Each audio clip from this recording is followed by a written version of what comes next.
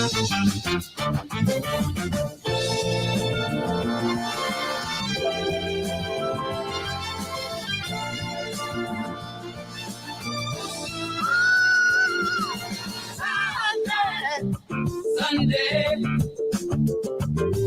is a bad night. Sunday is a bad night.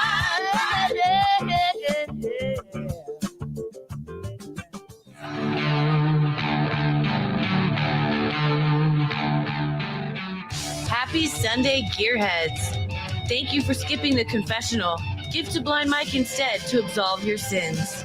And go to blindmike.net for everything Blind Mike. On today's show, Opie versus Anthony and wood panel Karl. Brendan Schaub and Bryan Callen take questions. The Tony Hinchcliffe Anthony Jeselnik feud is heating up. And yes, just when you thought all the laws of goal had been written, Toe writes another banger. And now, a man who has listened to so many comedy podcasts, he pauses for laughter while texting. Blind Mike Geary. Hello. I enjoy. You pause for text. That's not bad. I like that one. Craig just recruiting anyone named Mike to host the show this morning. Yeah, my Uncle Mike might pop on if anyone's. That's fun. I sat here for 10 minutes thinking Craig was dead. I invited my Uncle Mike by accident. And that's just good, clean ribbing of the producers that I like to do sometimes. And some people are more afraid of that than others for some reason. I'm in a pickle here. So I told you something that happened early in the week. Yeah. In classic Casey Day fashion, he bookends the week with something that enrages me and something where I'm like, how did he pull this off? Yeah, I don't know if you're saying it's fucking awesome. Yeah. So there's a thing with Casey where like Craig does something that annoys me. We make fun of him for 10 minutes and we move on. Mm-hmm. Craig's got the right attitude, not towards everything, but not towards people of color or, but I'm saying in terms of this show, Craig has the right attitude. Is that better than the other joke? I can't tell. I tried. Now, why bring it up? I made a conscious effort. No, he's racist, not a pedophile, and you had to bring me there. Yeah. And Casey thinks of that 10 minutes of ribbing as like some horror. He goes, I know you're going to spew venom at me tomorrow. I was like, what are you talking about? It's fine. Just maybe, I don't know. Maybe other people wouldn't be annoyed by this. But Monday morning, I wake up and I go to find something for the show. I got to find a link for the show or whatever I was posting. And I'm like, wait, that's not our channel. What the hell? And I look and just the logo has changed. I was like, that's weird. Why do we have a different logo now? So I just message Casey Day and I say, who changed the logo? Change it back, please. Now, I just assumed the response would be, absolutely, my bad. He goes, well, this one's better. I'm like, what? I don't care. I don't give a shit if it's better. You didn't ask me. I don't, I understand this is a very small operation here, but I don't think Phil Knight is ever driving down the highway and goes, oh, we got rid of the swoosh. It's a check mark now. I guess the chief marketing operator just decided that was better. No one ran it by me, but no big deal. Who cares? I get what you're saying, but I also get what he's saying. I feel like how do you get what he's saying? Well, I get what you're saying, like you want to know, but yes, he's been keeping up the YouTube like up to date and current with like the shows we're doing. Terrific. Yeah. Tell me. It's not his YouTube channel. He's part of the team. Well, here's what infuriated me. I said, just tell me. I go, imagine you woke up one morning and your YouTube channel was different. and you had no understanding of why. You had no ability to change it back. Because I asked him for the old logo, and he's like, I deleted it. He destroyed the records. He shredded everything. So I was like, imagine that happened to your YouTube channel. Just try and think of it that way. I thought that might reach him. And he goes, well, I would assume if someone did that to my YouTube channel, it would be someone I trusted. I go, yes, the trust is that you won't just change everything one day. No, the trust is if he changes something, you're like, that was a good call. No, you're wrong. I want the call to be made by me. You see? No, I get that. Can you imagine? When I was an intern, Mhm. I had access to all the Barstool social media accounts. Can you imagine what would happen if I said, this logo just looks cooler. Yeah, the stool is green now. I thought that would be interesting. What? It's better. Well, we're on the road to mega success. Is what you're telling me. So I said, I pled with him. I said, just imagine it happened to your YouTube channel, and he didn't go for that explanation. So I said, I don't like to play this card. I'm also blind. I don't want to wonder every day what's different. What do I have to? Oh, I hope I'm not missing something. Because I know there's stuff on the screen when Casey produces that people I know things are happening that I'm not aware of. And it's enraging to always wonder what's going on. And he replied, that's fair. I'm like, I know it's fair. It's mine. Of course it's fair. Yes, but then he, in typical Casey fashion, he shows how much he cares about. There's also a chance he's lying to to try and calm me down. But I don't think he would do that. I don't either. No, that would be very funny if he did that. It would be hard for me to be mad. That'd be hilarious. He just used AI. Yeah, so yeah, Casey may have booked a guest for the show. I won't say who it is in case it doesn't happen, but very exciting. Yeah, that was he texted me and I was like, I like that. Yes, like that a very lot. good. Maybe he booked that guy under threat of, he's like, this guy's gonna kill me. No, I was just gonna make fun of you for 5 minutes. I'm surprised you don't find that crazy. As someone that I would say has been very good with my trust. You don't overstep in that way.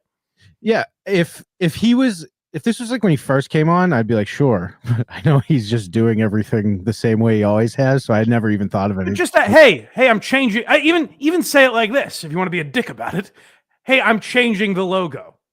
I'm about to do it. Like just even if it's seconds before you do it, give me the courtesy to be like, I'd rather not do that. Yeah. Because I like it the same. I like consistency. I don't know. And then then the YouTube was different from Apple and Spotify and Twitter and everything. So that looked sloppy. I didn't like that. So I had reasons. I'm not just crazy. Just ask me is all I'm saying. He's got a big heart, that guy. Yes. I thought my Phil Knight analogy would have worked more, but I don't know. You didn't seem to enjoy it. I enjoyed the Portnoy one more. Can you imagine what would have happened to me? No. This one's better, Dave. The green makes the stool pop, you see. Everyone in the chat's like, oh, Mike only sees logos. Well, that was the thing. That was what I tried to explain to him. Like, there's a good chance I wouldn't have caught that ever. And we just have a different logo now without me knowing. I couldn't even tell you how long that logo's not been on the YouTube. Really? Yeah. Then there you go. Then I didn't notice for a long time. It's been a bit. Yeah. So that's infuriating to me that you don't just go, hey, this is different, Mike.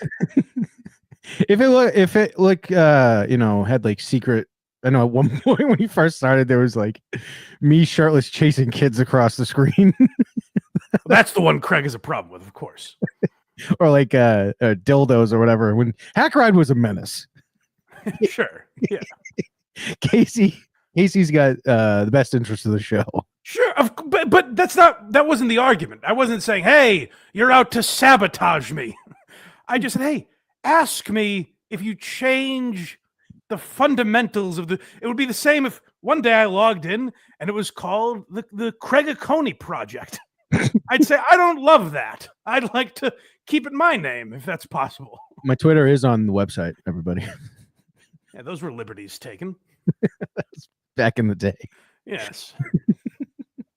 Find Craig on social media at blindmike.net. That's right. Yeah. Well,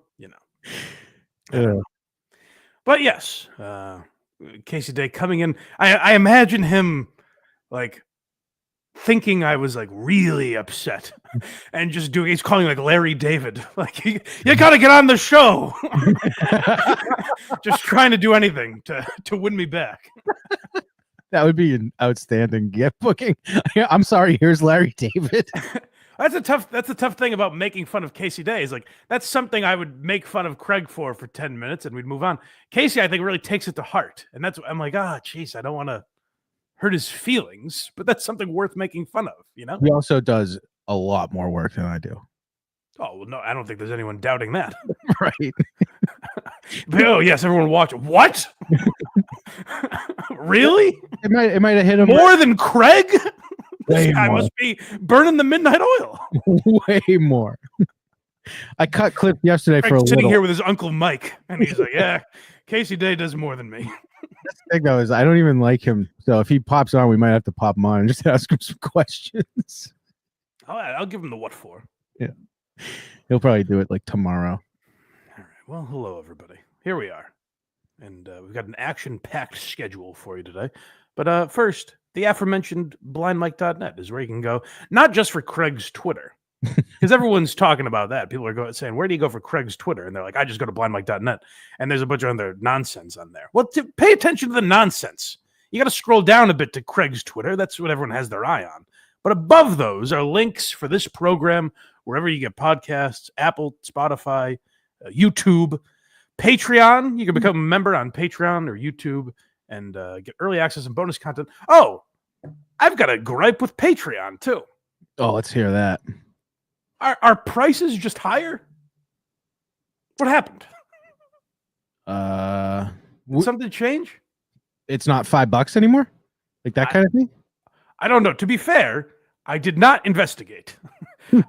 I took the word of one, I think, woman based on her name. You sign up for the $20 tier, not realizing there was others? Well, no, she goes, hey, just so you know, because she asked me about Quincy.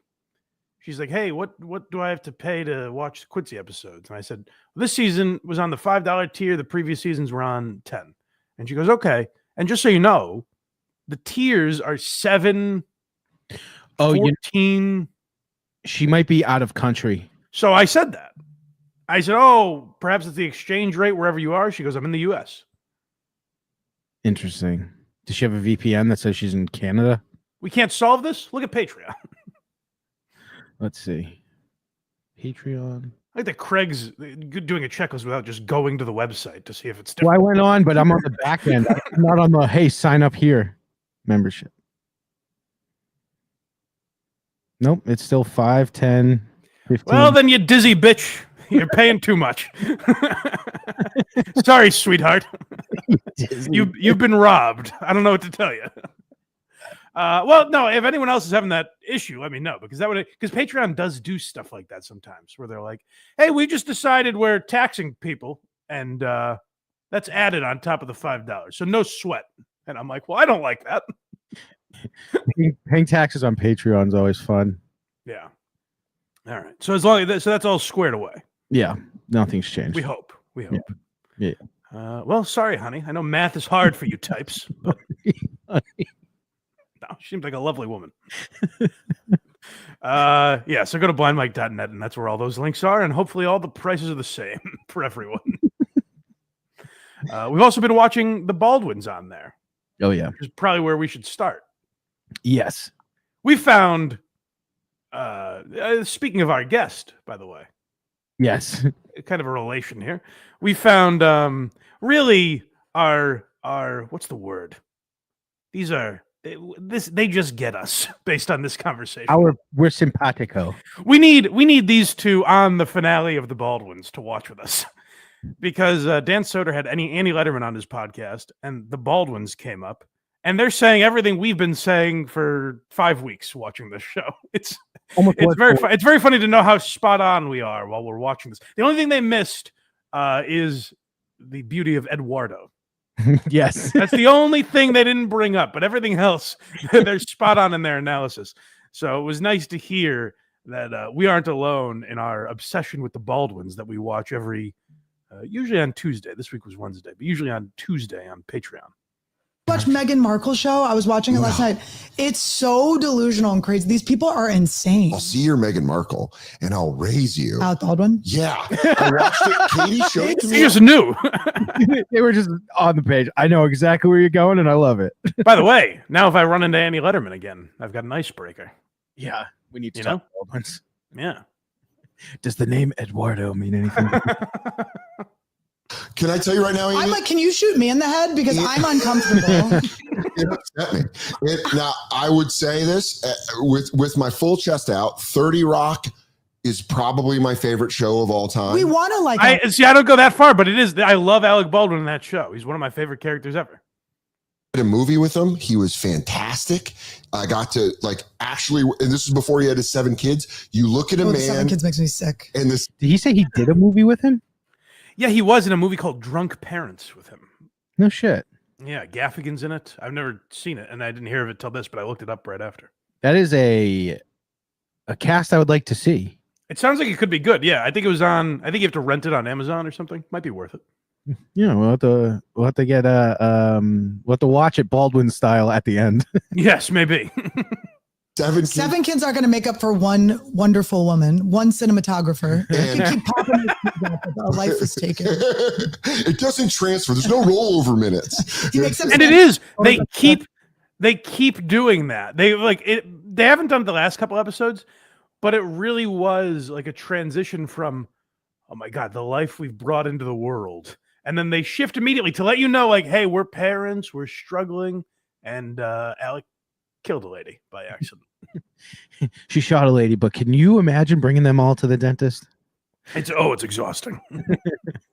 Jacket. Yeah, he goes, put her clothes. He goes, that's it. Put her clothes on. Now she's back. Now hug her child. And Can I ask and be objective here? Mm-hmm.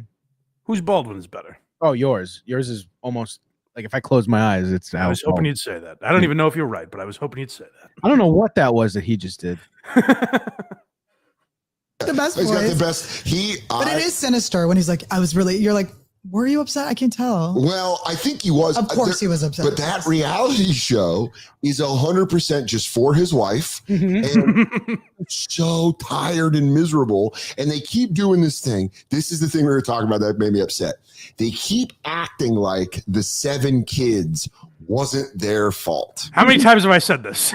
The whole time. It's infuriating. Every episode, they're like, oh my God, we have not 6, 7 kids. And it's like, not only did they choose to do it, only one was a natural pregnancy. And it was like almost an accident. So maybe they didn't mean to. So they went out of their way and paid thousands of dollars. Isn't like IVF like $10,000 or $20,000 or something? I don't know, but I'm sure it is. So each time, each kid, it wasn't just like an oopsie. It wasn't Alec on set just playing with his gun. It was science backed them. Yeah, and it was just so she didn't ruin her figure because she's a, very materialistic person. Which, as we saw in the last episode, I think Alec likes that she didn't ruin her figure. Tits IVF were out in the last episode.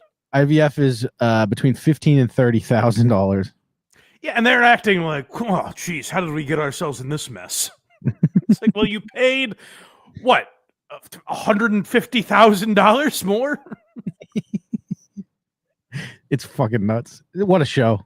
Oh, and with these 7 kids, it's like, dude, you went. Like a stork dropped them. You went nuts to butt every one of those 7. You went like, Yeah, You're like, this got it woman in. has just such complete control over Because he ain't him. Elon. That ain't IVF. No. That's dick and puss, old Yes. school. Oh, I think he's wrong. Sauce. This However, guy doesn't know the Baldwins. Annie, come on with us. Soder doesn't know shit. but he's also they claim it's real.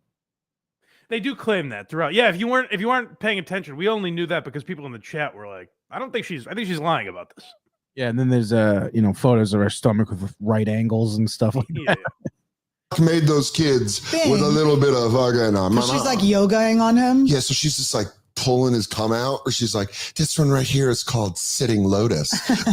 And he goes, the way you pull my cum out of my penis is incredible. But then they don't know the names of the kids either. They have to. He's like, I call this one red. Blue. Yes, that is in the first episode. If you guys didn't watch with us, go back. I think it's worth it. Go back and watch. A lot of people say the only way to watch the Baldwins is through our eyes. So go back on Patreon and watch, because in the first episode, he's like, oh, the first one, she has a lot of spunk, and the second one, he has so much energy and charisma, but he's not naming them. That takes us all the way to baby. Yeah, yes, yeah. The youngest is only referred to as baby. Now we think that's because the baby's name is Hilaria, no H. Yes, that's what it is. But so it has to be, so there's no confusion. But how soulless is that? to be like, we've ripped any personality from the baby because we want the focus to be on mama. Keep that much information in his head. we talked about Katie and I talked about this last night. The real reality show. Number one, watching this reality show feels like a 30 Rock show that would be like if they did a 30 Rock reunion and they'd be like, Lemon, do you understand that I'm in my own reality show with my 7 children I had with a yoga instructor? And you'd be like, yeah, that's Talking exactly about how I killed a woman. Yeah, I murdered a woman in New Mexico. That is, once he said that, I was like, oh, that is a 30 Rock line. I shot a cinematographer in New Mexico. Yeah, your Baldwin's not even, it's like leaps and bounds better. But you watch it longer and it became like I got like car sick. I like by the end of it, I was like, It's not a life I want. Like, I can't feel like, watch this. Yeah. But the show I want to watch are his nannies drinking after their shift. Yes. We said this in the last episode. We just put, but our version was Eduardo having a few cigarettes with them. That's the only thing, the only aspect of the show they missed is that their kids and dogs are all Hispanic names. Which, that's a level of psychosis unprecedented. Like, there are plenty levels of crazy, whether it's, serial killers or like people in finance who rip people off. There's all kinds of monsters out in the world. Mm-hmm. But I've never seen anyone take on the persona that she has taken, where knickknacks around the house are Spanish themed. Mm-hmm. Her children are Spanish themed. Her dogs are, and she breaks in and out of a Spanish accent. It's it's a level of crazy that we don't know. Like murderers, you put them in jail. You put real psychos in therapy. But this is something that, like, I don't know if even your greatest trained psychologists know how to handle Hilaria Baldwin. That was now let's play this Instagram clip. Because do I remember correctly? Is this more damage control from this fucking red carpet incident? That's all they're doing. She wants season 2, and he's like, please just keep talking like a piece of shit. Was it that big a deal that they need to keep making like it was? We made fun of it and we were like, oh, Hilaria is quite a monster. But this is what I think, like, just extreme ego does to people. To one person. This is literally the best thing that could have happened to Alec Baldwin, is her look like such a monster. Yeah, you're probably right, because people are like sympathetic to him. Yeah. But when you're such a self-absorbed person, you're like, oh, we need to keep respect. People are calling me a bitch online. We need to find a way out of this.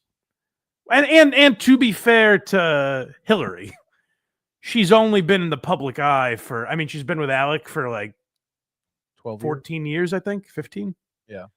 But even like she hasn't been a star, quote unquote, until the last maybe 4 or 5 years. So, like, to be fair to her, I guess it is a new life, but she's not responding to it well. And you'd think Alec would be able to be like, "This is a bad idea." I think he sees the positivity behind him, and he's like, "Yeah, keep going." He might, and I think maybe I was talking to Karl about this on Who Are These Socials. I think we determined like maybe he kind of likes the humiliation. Maybe there's a sexual thing attached. Oh, interesting. You know what I mean? Yeah. Because why else would you put up with it to be like, yes, call me a talkative loser that they're going to cut out of the show. Like you'd think he'd be the star, but maybe he likes being humiliated. But this is what they posted on Instagram recently. Yeah. Keep saying I may interrupt you. Yeah. But well, yeah. So if you've seen the man interrupting thing, this isn't that. This is now maybe a third video they've put out in response to this. Something like that. Yeah. Yeah. Everyone's telling me to shut up. It's okay. When the birds are talking, you're not talking. Oh, the accent. When I'm shopping, you're not talking. Oh, we're going too far. When I'm Wait, thinking, you're not talking.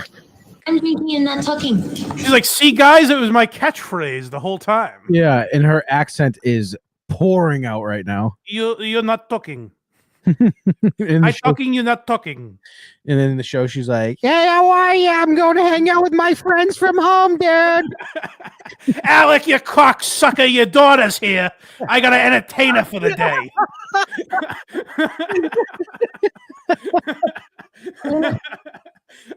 Alec, what am I going to do with Ireland? The Sox got pregnant. There's a chance.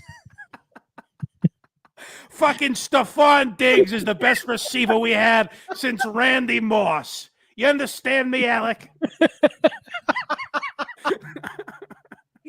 I like Hilaria Baldwin just being a sports talk radio caller. Hey, Felga, go Pats.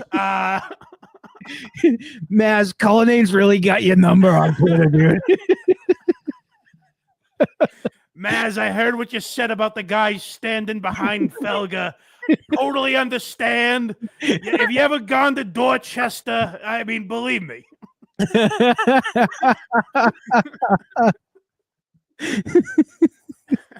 then the cameras are on. She's like, "Ay caramba."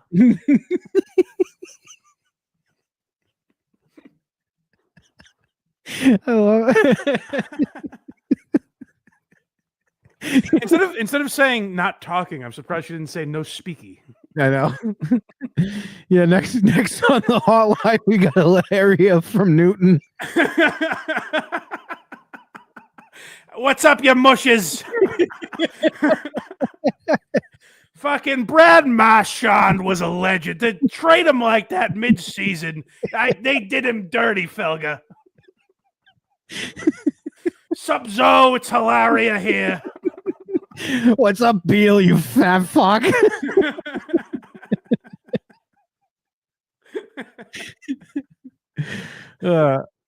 Is there more to this video? Maybe. I forgot to tell you When I'm something. kissing, you're not talking. When I'm kissing, you're not talking. Yuck. Oh, me, no talkie, Alec, no talkie. This how we say in Newton, Massachusetts. We kiss like that legend Tom Brady and his son. Brady's a queer now. I don't know what he's doing. You seen this guy's face? It's melting off of him.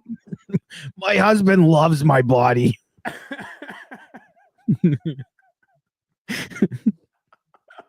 Alec, you don't like me treating you like a bitch, but I bet you like these milkers, kid.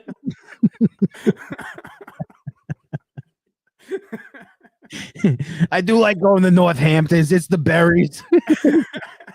I like wherever Hilaria goes, she takes on that accent. We gonna go to fucking Kelly's roast beef or what? I gotta go to Bleacher Bar. Forget about this thing.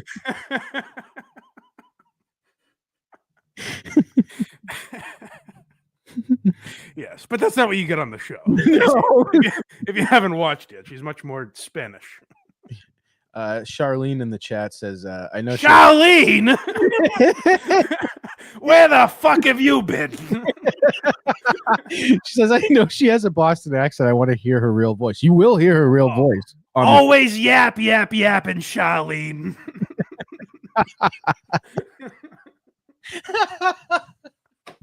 That was the perfect Boston name to have come through. You know Hilaria's siblings? No. Timmy, Tommy, Tony, Michael. I don't know. I couldn't do that. I couldn't think of the exact Good Will Hunting.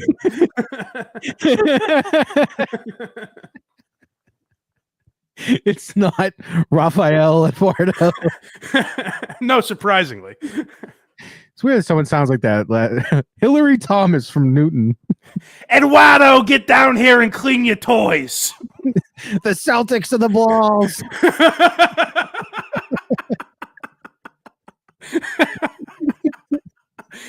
Eduardo, I'm trying to watch Jason Tatum own the Lakers.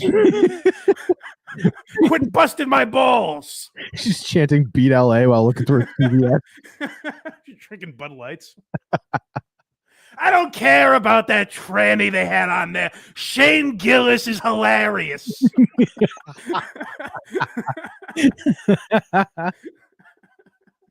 All right. Well, go watch the Baldwins is what we're trying to say. Be like us and Annie Letterman. We got some super chats here. All right, let's hear from these people. First one, this was a mistake. It wasn't said last week. So Darth Nugs became a member and gifted a membership. Oh, thank you, buddy. I appreciate that. Let's see here. I could do Hilaria Baldwin thing. Hey, we're listening here. Became a YouTube member. Oh, well, thank you. Maybe that's Hilaria. I was gonna say that's her. He's being a bitch about the logo. Let Hackride do his thing.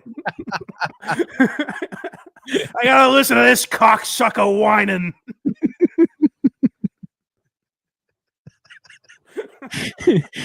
Michael Flood became. Oh, Alec, you're wicked hard, kid. He gonna be all up in my guts later.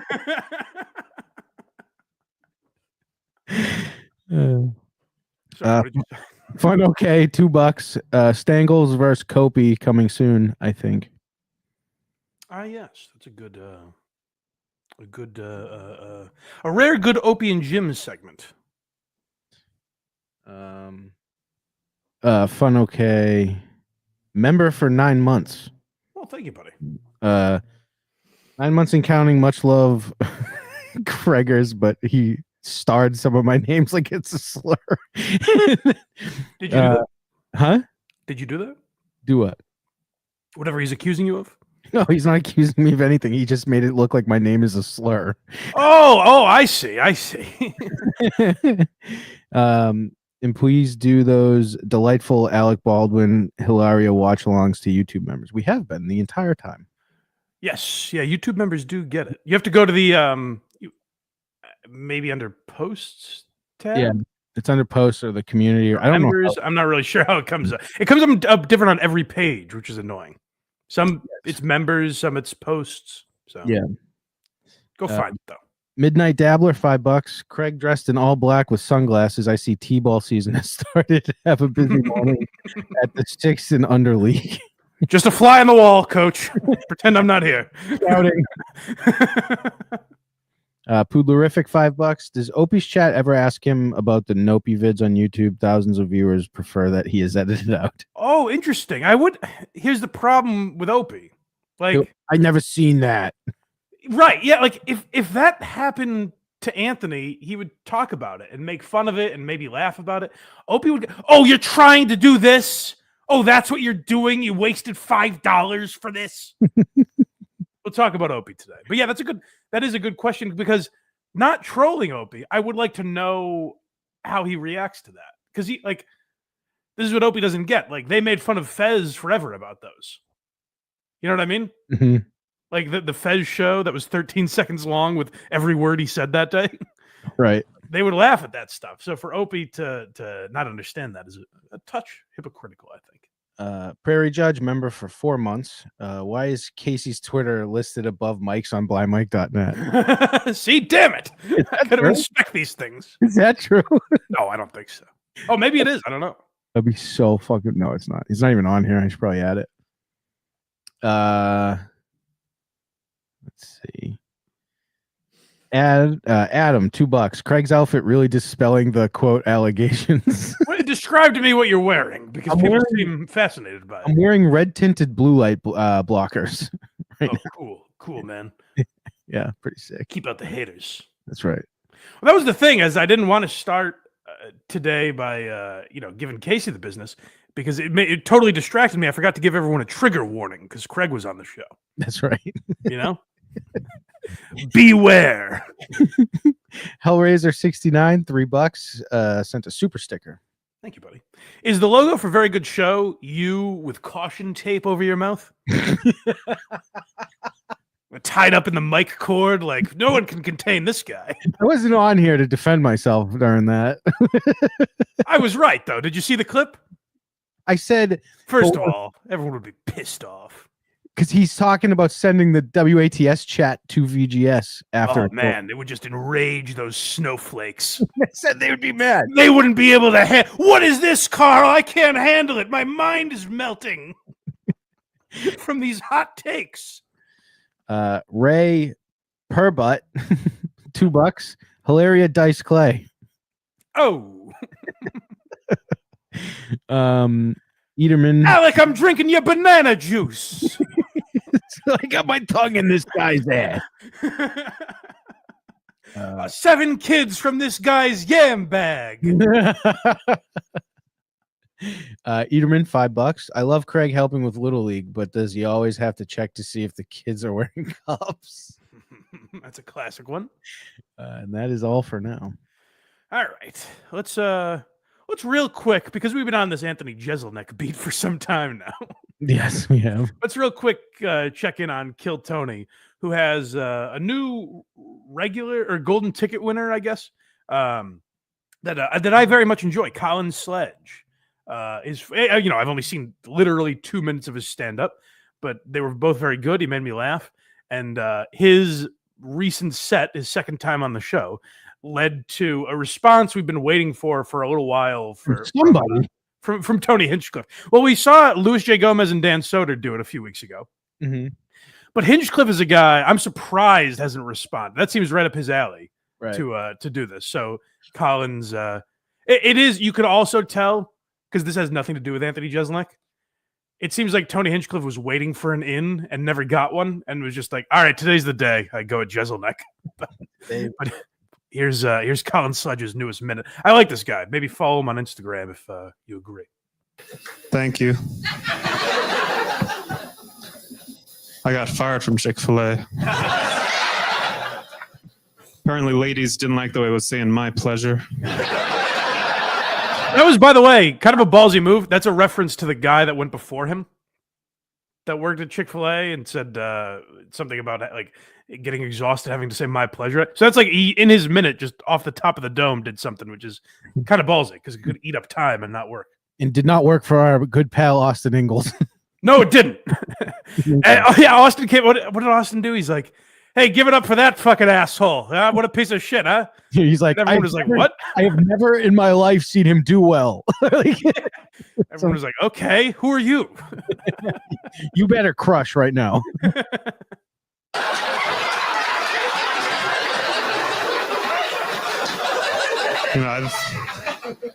I've never been able to coast on the way I look, I was never that hot, but I'm interesting, I can make girls think. I make girls think stuff like, hey, is that guy following me? One time this girl getting into my car for a date she agreed to. First thing she said was, just so you know, I have pepper spray in my purse. It's like, just so you know, you shouldn't tell me where it is.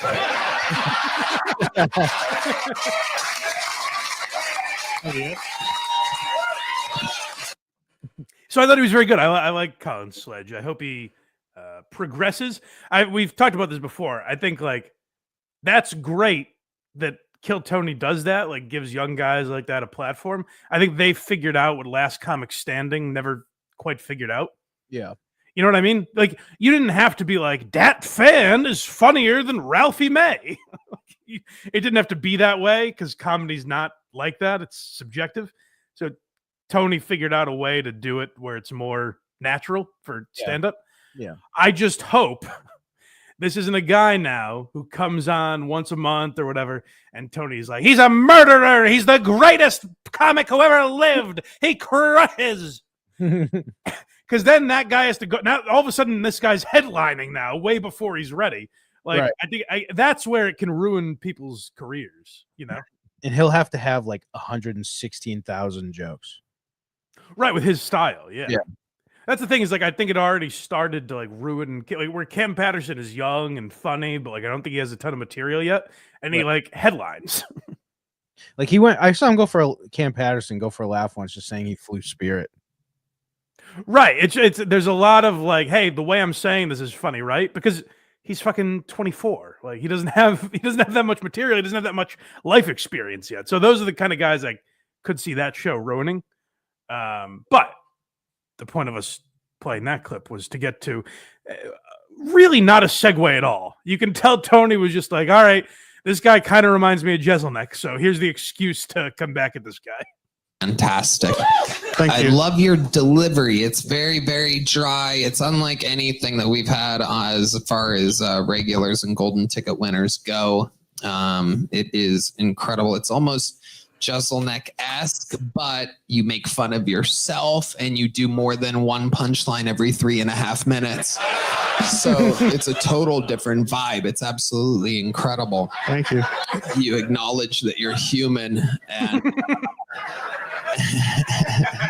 and you make fun of yourself sometimes and real things, not just made up characters.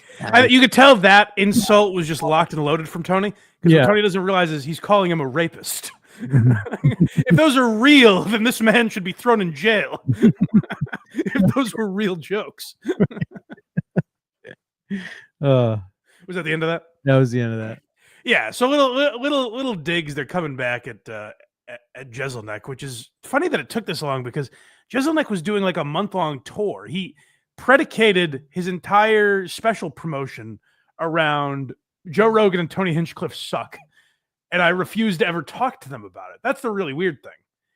Is like those guys would have Jeselnik on their show to I don't know if Tony would. I think Rogan would. Like they would have them on their show, and like I saw. Maybe it came up in my algorithm because I was watching this, but I saw the clip of Jeselnik bashing Shane. Yeah, I see it every once in a while, and every time I forget how bad it was. Yeah, where he's like, no one's gonna miss this guy, all that. But then beyond that, Anthony Jeselnik actually said, "I'm the only edgy guy in comedy." He said those words. I know. That's like a crazy ego to have. Insane thought to have. Yeah, so I'm glad some guys have started responding in some respect, because Jesus, he was tap dancing all over him for like a month and a half. So I'm glad Hinchcliffe finally responded. And the funny thing about that is, like, I think Anthony Jeselnik's a much better comic than Tony Hinchcliffe. I don't think it's close. Right. But to talk about Tony's ego, which Tony does have one, but to be Anthony Jeselnik and not realize the irony of you shitting on someone's ego. See, it seems almost like it has to be a bit. I think a lot of people thought Jeselnik was doing a bit because it was so ridiculous how hypocritical he was being. It's alarming how unfunny comics can be when they're not on stage. Yeah, I mean, I think in some ways that comes with the territory, where it's like they're socially awkward people who just observe things, you know, and are able to harness it into like an hour. It's more weird now because comics are so exposed with podcasts and stuff. Yeah. But here's the problem. I think Jeselnik would probably agree with this. Anthony Jeselnik's a guy that probably shouldn't do podcasts because what he does is perfect for stage. Right. And I think stage only, probably. Anthony Jeselnik has said that much. He's like, podcasts are lame. He shits on podcasts. He's like, I don't even want to do one anymore, even though he did one for years. And yet he was doing this all on podcasts. That was the psychotic thing. to be like, if you have serious conversations on podcasts, you're not a comedian, and deliver no punchlines while you're saying that. Just you're shitting on these people for doing exactly what you're doing. Right. Where to next? We'll talk a little Cum Town. Yes, I do. We teased this a few weeks ago because they had the Cum Town reunion, which I believe their Patreon is still up just as like a museum. Yeah. Which I actually think is a good idea. I don't know. I'm sure there's some people that are like, oh, it's ripping people off that just don't cancel their credit card. I think it's actually a cool idea to be able to go back and find all that shit. Right. The argument against it would be, I think it's all on YouTube. But, you know, pay the creators that made it, for God's sake. If you love their product, what's the problem with giving them a few dollars a month? But it makes me, if it's worth it. It makes me think that there's like a little crack in a door of it returning one day and they don't want to completely get rid of it. Well, the reason I wanted to play these clips is you and I have talked about this a bunch. Mhm. Remember, and Opie and Anthony had way more bad blood than these guys ever did. Right. But remember, like Opie and Anthony went through their thing where they were in a pissing contest on Twitter going back and forth. And then they called into each other's shows one day. And I remember listening to it. It was like almost creepy how they were able to slip back into that same chemistry they had for all those years without missing a beat. It was instant. Just start trashing each other's guests. Yeah, exactly. Yeah. Yeah. Like Voss was on, so Anthony just went right into that. Yeah, in Mercurio. Yeah. It was actually perfect timing. But yeah, this reminded me of that to a degree where it was nice to hear these guys back together, and then Party is like, why can't they just keep doing it? You know? Yeah. But Cum Town, I think, is a good example. Like, Opie would always say, like, the show was over anyways, man. We were already coming, but I don't think that's true. I think they sounded good together at the end. Cum Town, you could tell they were kind of mailing it in a little bit, and they were sick of doing the show. Mm-hmm. So maybe it is good to just pop back in every once in a while. But yeah, their chemistry, they eased right back into it immediately. Special episode here. I got my old pal Nick Mullen on the couch. Adam Friedland is also might be here. He's actually in the living room taking a call. Oh shit, Eldon with the big guns right off the top, dude. Eldon's fucking got the fucking classic guitar riff. That's probably gonna like cause an issue with somebody. They're gonna hear that and they're gonna fucking just pull over. It'd be like falling down. Yeah, they're gonna start. They're gonna remember They're gonna come out being and cause 18 and their life being like horrible, but like having a great time. Yeah. I can't imagine all the people out there who would slit my throat to be sitting in this chair right now. Do you ever get like people after shows? Like I mean, the people are like, man, you know, Cum Town really helped me through a hard time, and I'm pretty universally. I'll say to them like, well, I hope things are going better now. Yeah, 50% of the time. Well, no. No, I guess not. Not really. That was a nice solve for the first 4 years before you guys started phoning it in. It really, that's a great explanation of what it was. Like, I think it did help a lot of people through a tough time, because if you look in the comments, it is still to this day, like we did the History of Cum Town episode of Why You Laughing. Every comment in there is I'm gay or some version of that, or good to see you covering my best friend Nick Mullen. like there was such an association with these guys, because it did feel like you were hanging with your friends. So if you were in a dark place, that it was a very good escape for you. Because even when they talked about like politics and shit, sometimes it would border on serious, but then they would skirt away because Nick would do some character like Vladimir Putin, but he's gay, or so, you know.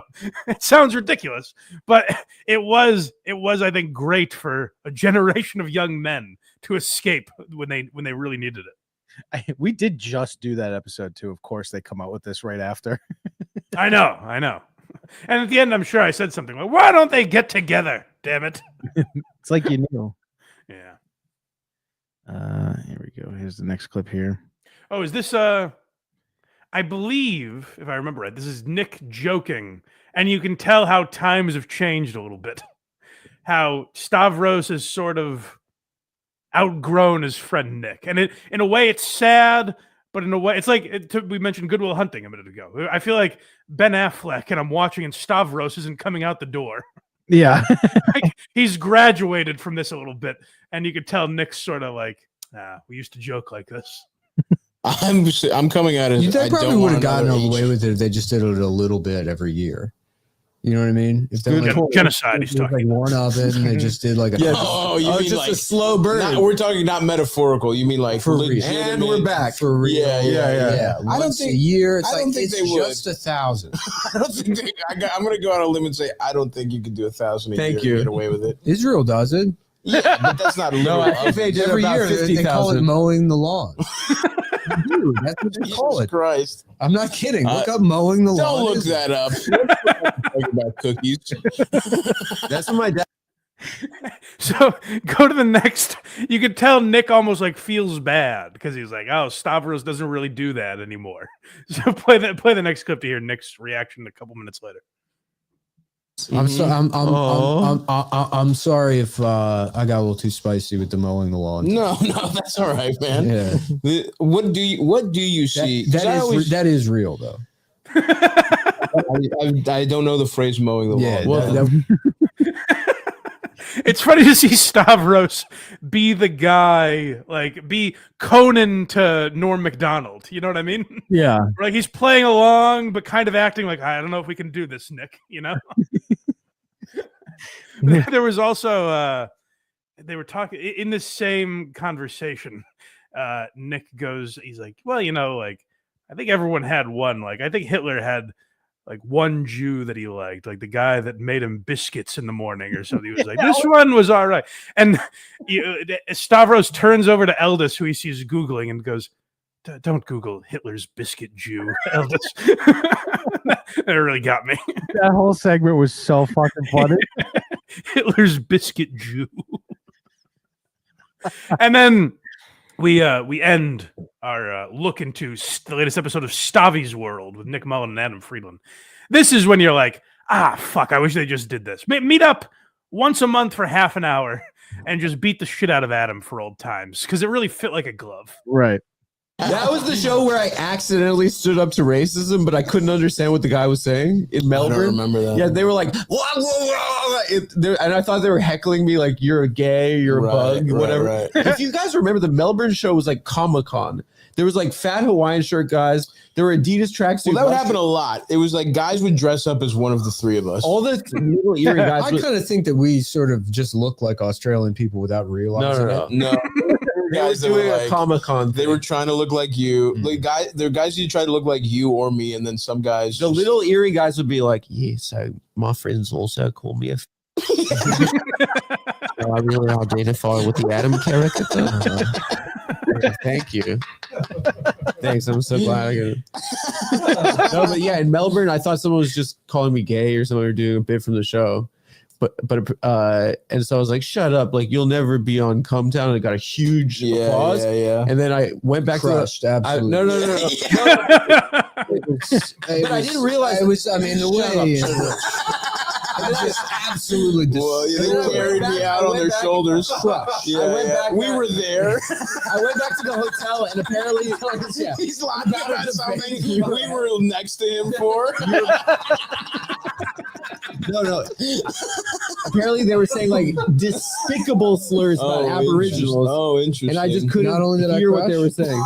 But I was accidentally. I don't even mean to. Shut up. Destroy it. I was trying to say that I didn't actually. Cool Adam. Racism. I was thinking. The humble hero. I hate myself. This is so us. This is so us. Shut the fuck This up. is so us. This is so us. I miss us. Shut up, Adam. I want to die with you guys. The beginning of this show is so funny. Just they did about 20 minutes on the homo joke. Yes, just shitting on Adam, who thought he was destroying. He bombed it. And what's hilarious, like I've heard Adam tell that story on maybe 5 different podcasts without Nick and Stott. Like just when he's a guest on podcasts, I've heard him tell that story. I never thought anything of it.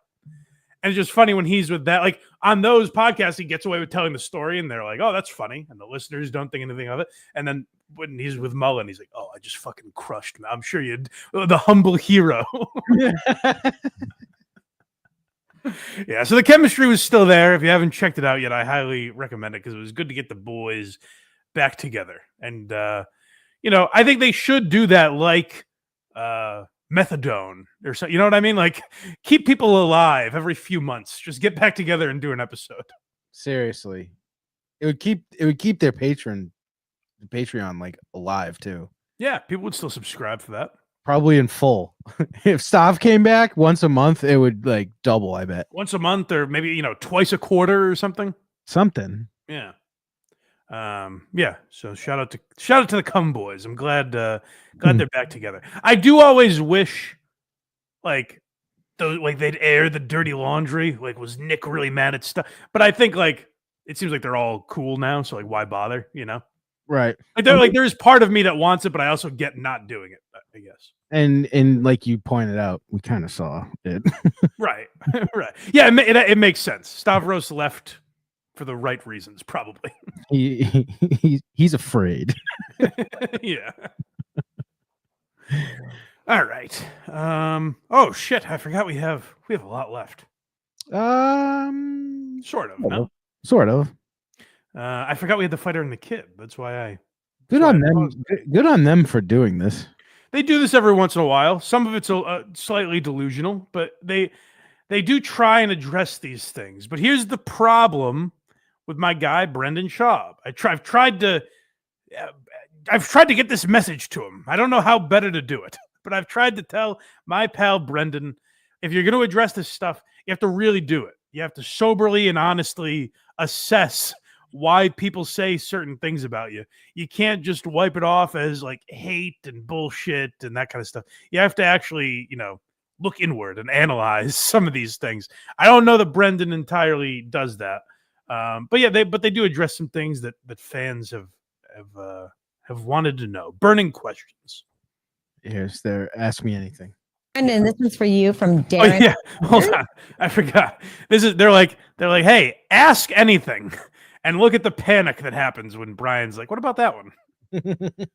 Brendan, this one's for you from Darren Rogers. What is Brendan's all-time favorite classic muscle car? Hold on, you missed one. Oh, we're No, not we're going just to do gonna- all of yeah. them, unless you want me to get that one. There's a gazillion, so Oh, I got you. Sorry. it's okay. I'm just gonna take this off. Hey man, you got talk. Oops, you did. And you're an entertainment. Oops, you did. I like seeing the question. Yeah. Good. You like seeing Yeah, it? yeah. Don't show it to No, I think it's better. I there think might be some good I think it's better if you don't. Okay. Let them jump around. Yeah. It's great to start it like, we'll answer anything. And Callen's like, what about that one? And they're like, no, don't. I really want to know what that question was. You know what? Look the other way, Brian. You're not going to want to answer that one. Really want to know what the question was. Did Brian rape that girl? What's going on there? Oh no, I think it was about It's Brendan. probably about Schaub. Yeah. Brian's the one that said he wanted to read it. Right. I know. When they're up there, it's not That's good. true, that's Because when Brian's talking, I'm seeing what's next. Yeah, It's not that's true, good. that's true. Yeah. Actually, get all the questions away from us and read just the worst ones. Like, Brendan, what's your favorite truck? You know? What's your favorite? Really hold our feet to the fire. Next we have Bobby Lee. Well, one thing too is like you said, good for them for doing this. Like they'll address the Bobby Lee thing because that's so out there. I bet a few questions came in about our boy Unique. Oh, Those didn't get asked. That might have been the one that he skipped. Might have been. Now you mentioned it. Yeah.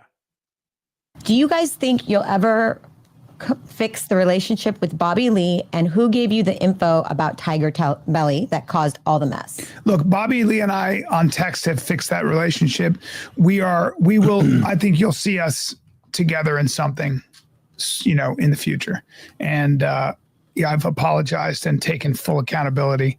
It is a little funny. I'm sure he has apologized and everything, but it is kind of funny to be like, well, I know I threatened to murder him with my fists, but I have texted him. So kind of a wash, wouldn't you say? Right. Guy. I won't go into the Tiger Belly stuff. But it's over. It's over. It's done. It was a huge mistake. And he's our boy. I love the guy. I think he's really funny. I don't make any excuses. I never have. I apologize right away several times. And I throw myself in the mercy of the court. Yeah, I mean, I don't know where I would see Bobby. I'd be cool. I have no animosity towards him. I don't care. You know the 5'2" little impish little Korean man that we threatened? I have no ill will towards him. I have no, you know the guy that we bullied in hopes he would have publicly apologized to us for mean comments on Reddit? You know what? I don't mind him. I'm gonna let him. Like when Brendan goes up to a guy who's built like a middle schooler, and he's like, "I beat Crow Cup." Like I have no animosity towards him is a crazy thing to say. They were getting mean comments on Reddit, and they threatened to beat up Bobby Lee for it. And he was like, "What? I didn't have any." His girlfriend might have had something to do with it, but he didn't. Former girlfriend. I'm sorry. Yes, girlfriend at the time. I think he's hilarious. He's so talented, but I'm sure he feels the same way. It's like my life doesn't get better if me and him are friends. Neither does his. So all good. All good. Well, I think he's a great guy. Yeah, I've always. We were never that close here. You came up with him at the comedy store. Yeah. I was never that close with him. I've always appreciated. I was never that close with him, and then when I threatened to beat him, we were even less close. I want to go back and watch the old episodes they did together and know if they talk about how close they are. They probably do. Oh, you're probably right. Like Bobby had, before I knew the lore around Schaub, there was a clip of Bobby Lee on that podcast that made me laugh, of him talking about getting molested. Yeah. That was like maybe like one of the most popular clips ever, probably. And I was like, oh, maybe I don't know, maybe this is a funny show. And then I learned more about what was happening. He does great podcasting and stand up. Look, man, I but was it's not wrong. like I was missed wrong. I think that putting him in the mix in that mix was wrong, 100% wrong. And I was working on bad information, and I take full responsibility. I don't even blame the information I got. I take full responsibility for that. I blame the information. See, Bryan's being an adult. Yes. No, I blame Brendan's like, I blame the information. And you know what? I don't even mind the guy. I'm not mad at him. Say it was the way I spoke to him. He was always my friend, always somebody I cared about. Didn't deserve any of that at all, not even a little bit. And I've not made a lot of mistakes in my life, but when I make mistakes, I've always accounted for them. And I believe a man should say, I was wrong. I fucked up. Huge learning experience. No. Hint, Brendan. Hint. You see how over the top I'm going to try and reel you in with me? Brendan is acting like if I pushed Craig down, I just threw him on the ground, and Craig didn't even retaliate. He just goes, owie. And then I went, you know what? Me and Craig, we're totally cool. You know what? I've decided that Craig and I, after I've tossed him to the ground, I've decided there's no bad blood between Craig and I. It's like, no, you don't get to decide that. No excuses. And I had a bad moment, and I was in a bad way. I was personally and emotionally in a bad way, man. I was in a dark place. Yeah, it was bad timing. Then also, I should have had in hindsight, I'm like, what are we doing? No, we shouldn't do this. Like, we just weren't thinking. I had a million things going on. Like, it was so dumb. Whether he was or wasn't behind it, which we don't think he was. Cared about, who was a good person. I always like when guys in their 40s and 50s come to realizations like, oh, we shouldn't have beat up the little Korean man for Reddit comments.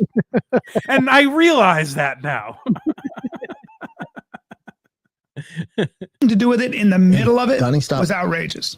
And I've that's my mea culpa. But like, if it happened now, like we're in such a better spot. If someone would have came to us with that same information, I'm like, get the fuck out of here. Yeah. It was a weird time. It was so stupid. Yeah. Yeah. So stupid. But I think you'll see. Who cares? I think you'll see. Maybe Bobby, you jackass. I think Brendan cares, judging by his reaction. Maybe Bobby cares, you son of a bitch. It's not up to you to not care anymore. Don't you get it? Future, and I love him. No, I don't know what me and Bobby would do. It's not like Donnie. No. What a dismissive. I've tried so hard with Brendan. I know. You own his merch. I've tried to like him. Thick boy all the way, baby. Do I have it here? It's somewhere. I don't know. But I have thick boy merch, for God's sake. I've tried with this guy. But he's just being a dick here, where it's like, what would I even do with Bobby Lee? Like, who cares? Like, he still looks at him as a loser he can just threaten, which is such a shitty attitude when you're on the end of that situation that Brendan is on. You know what I mean? Right. Next we have Golden Hour. Well, this is very sad news. Did you hear this? No. Well, you know the boys are moving to Austin, right? The fighter and the kid is, yeah. Yes, yeah. They got back in with Rogan somehow. Yeah, yeah. So the comedy masterpiece that is the Golden Hour, that Theo Vaughn jumped ship for greener pastures, and it became Brendan, Chris D'Elia, and Eric Griffin. Well, no longer. It's losing Bappa, apparently. Mark Swaggin wants to know what's going to happen to Golden Hour when you guys move. Chris and Eric will continue to do it. The show will be different. It's probably be better if I'm gone. You know, those guys have been doing the show for years. They talk movies I could give two fucks about. And so Hold on. Why have we been watching then, Brendan?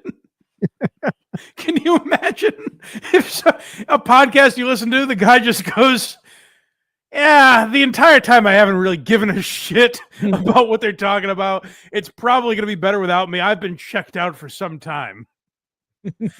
Like, Brendan just says shit like that and thinks there's no, like, I'm sure there are fans of Brendan, right? As much as, like, we might not get it.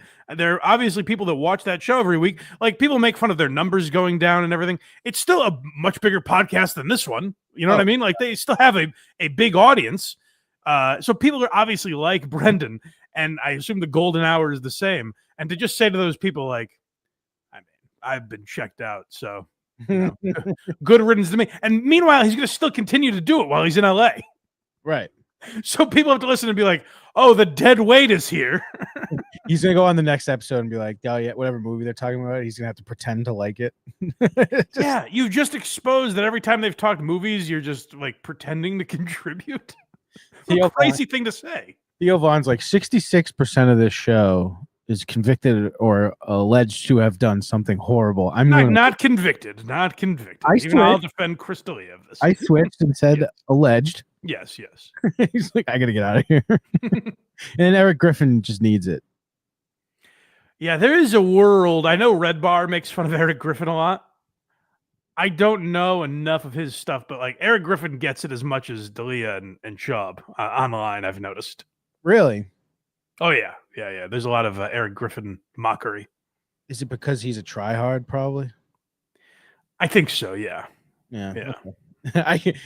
I just look at him and I can pick up what the internet's throwing down. Yeah. Elaborate on that. I usually fuck the vibe up because I'm not into the same movies and stuff. He's the host. Just the two of them. He's the only one that's been there the whole time. I know.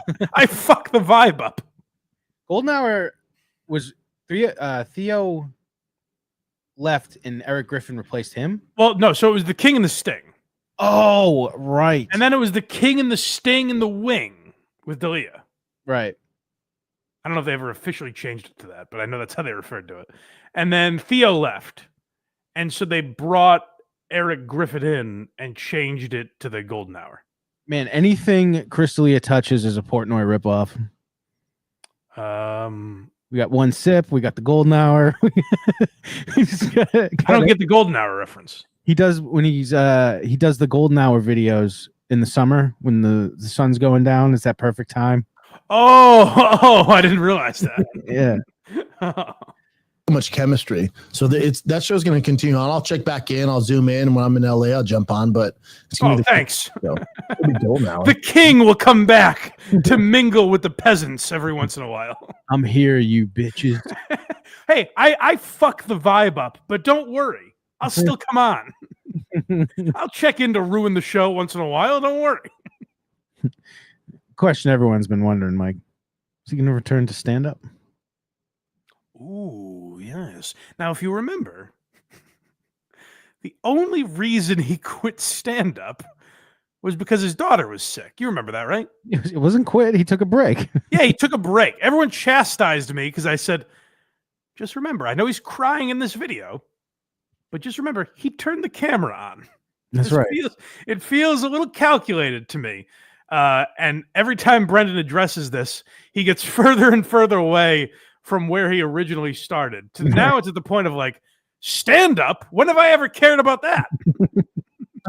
Colin Sr. wants to know, Brendan, do you ever think you'll go back to comedy? I get this all the time. I can't picture a world where I would have time to do it. Well, hold on. Let me try and paint it. When I go into it, And I have terrible brush strokes, but try as I might. Let me paint a world, Brendan. Let's go back, and it's tough to remember. Let's try 2 years ago. And then the entire previous decade before that. Right. He's like, I just can't wrap my head around a world where I have time to do stand-up. You did it for like 10 years. So you had a fucking Showtime special. What's so crazy about conceiving a world where you do it? What Brendan, I think, is saying is I can't wrap my head around a world where I actually put enough work into stand-up to be good at it. I think that might be what he means. Well, I mean, judging by Gringo Poppy, I would agree with him.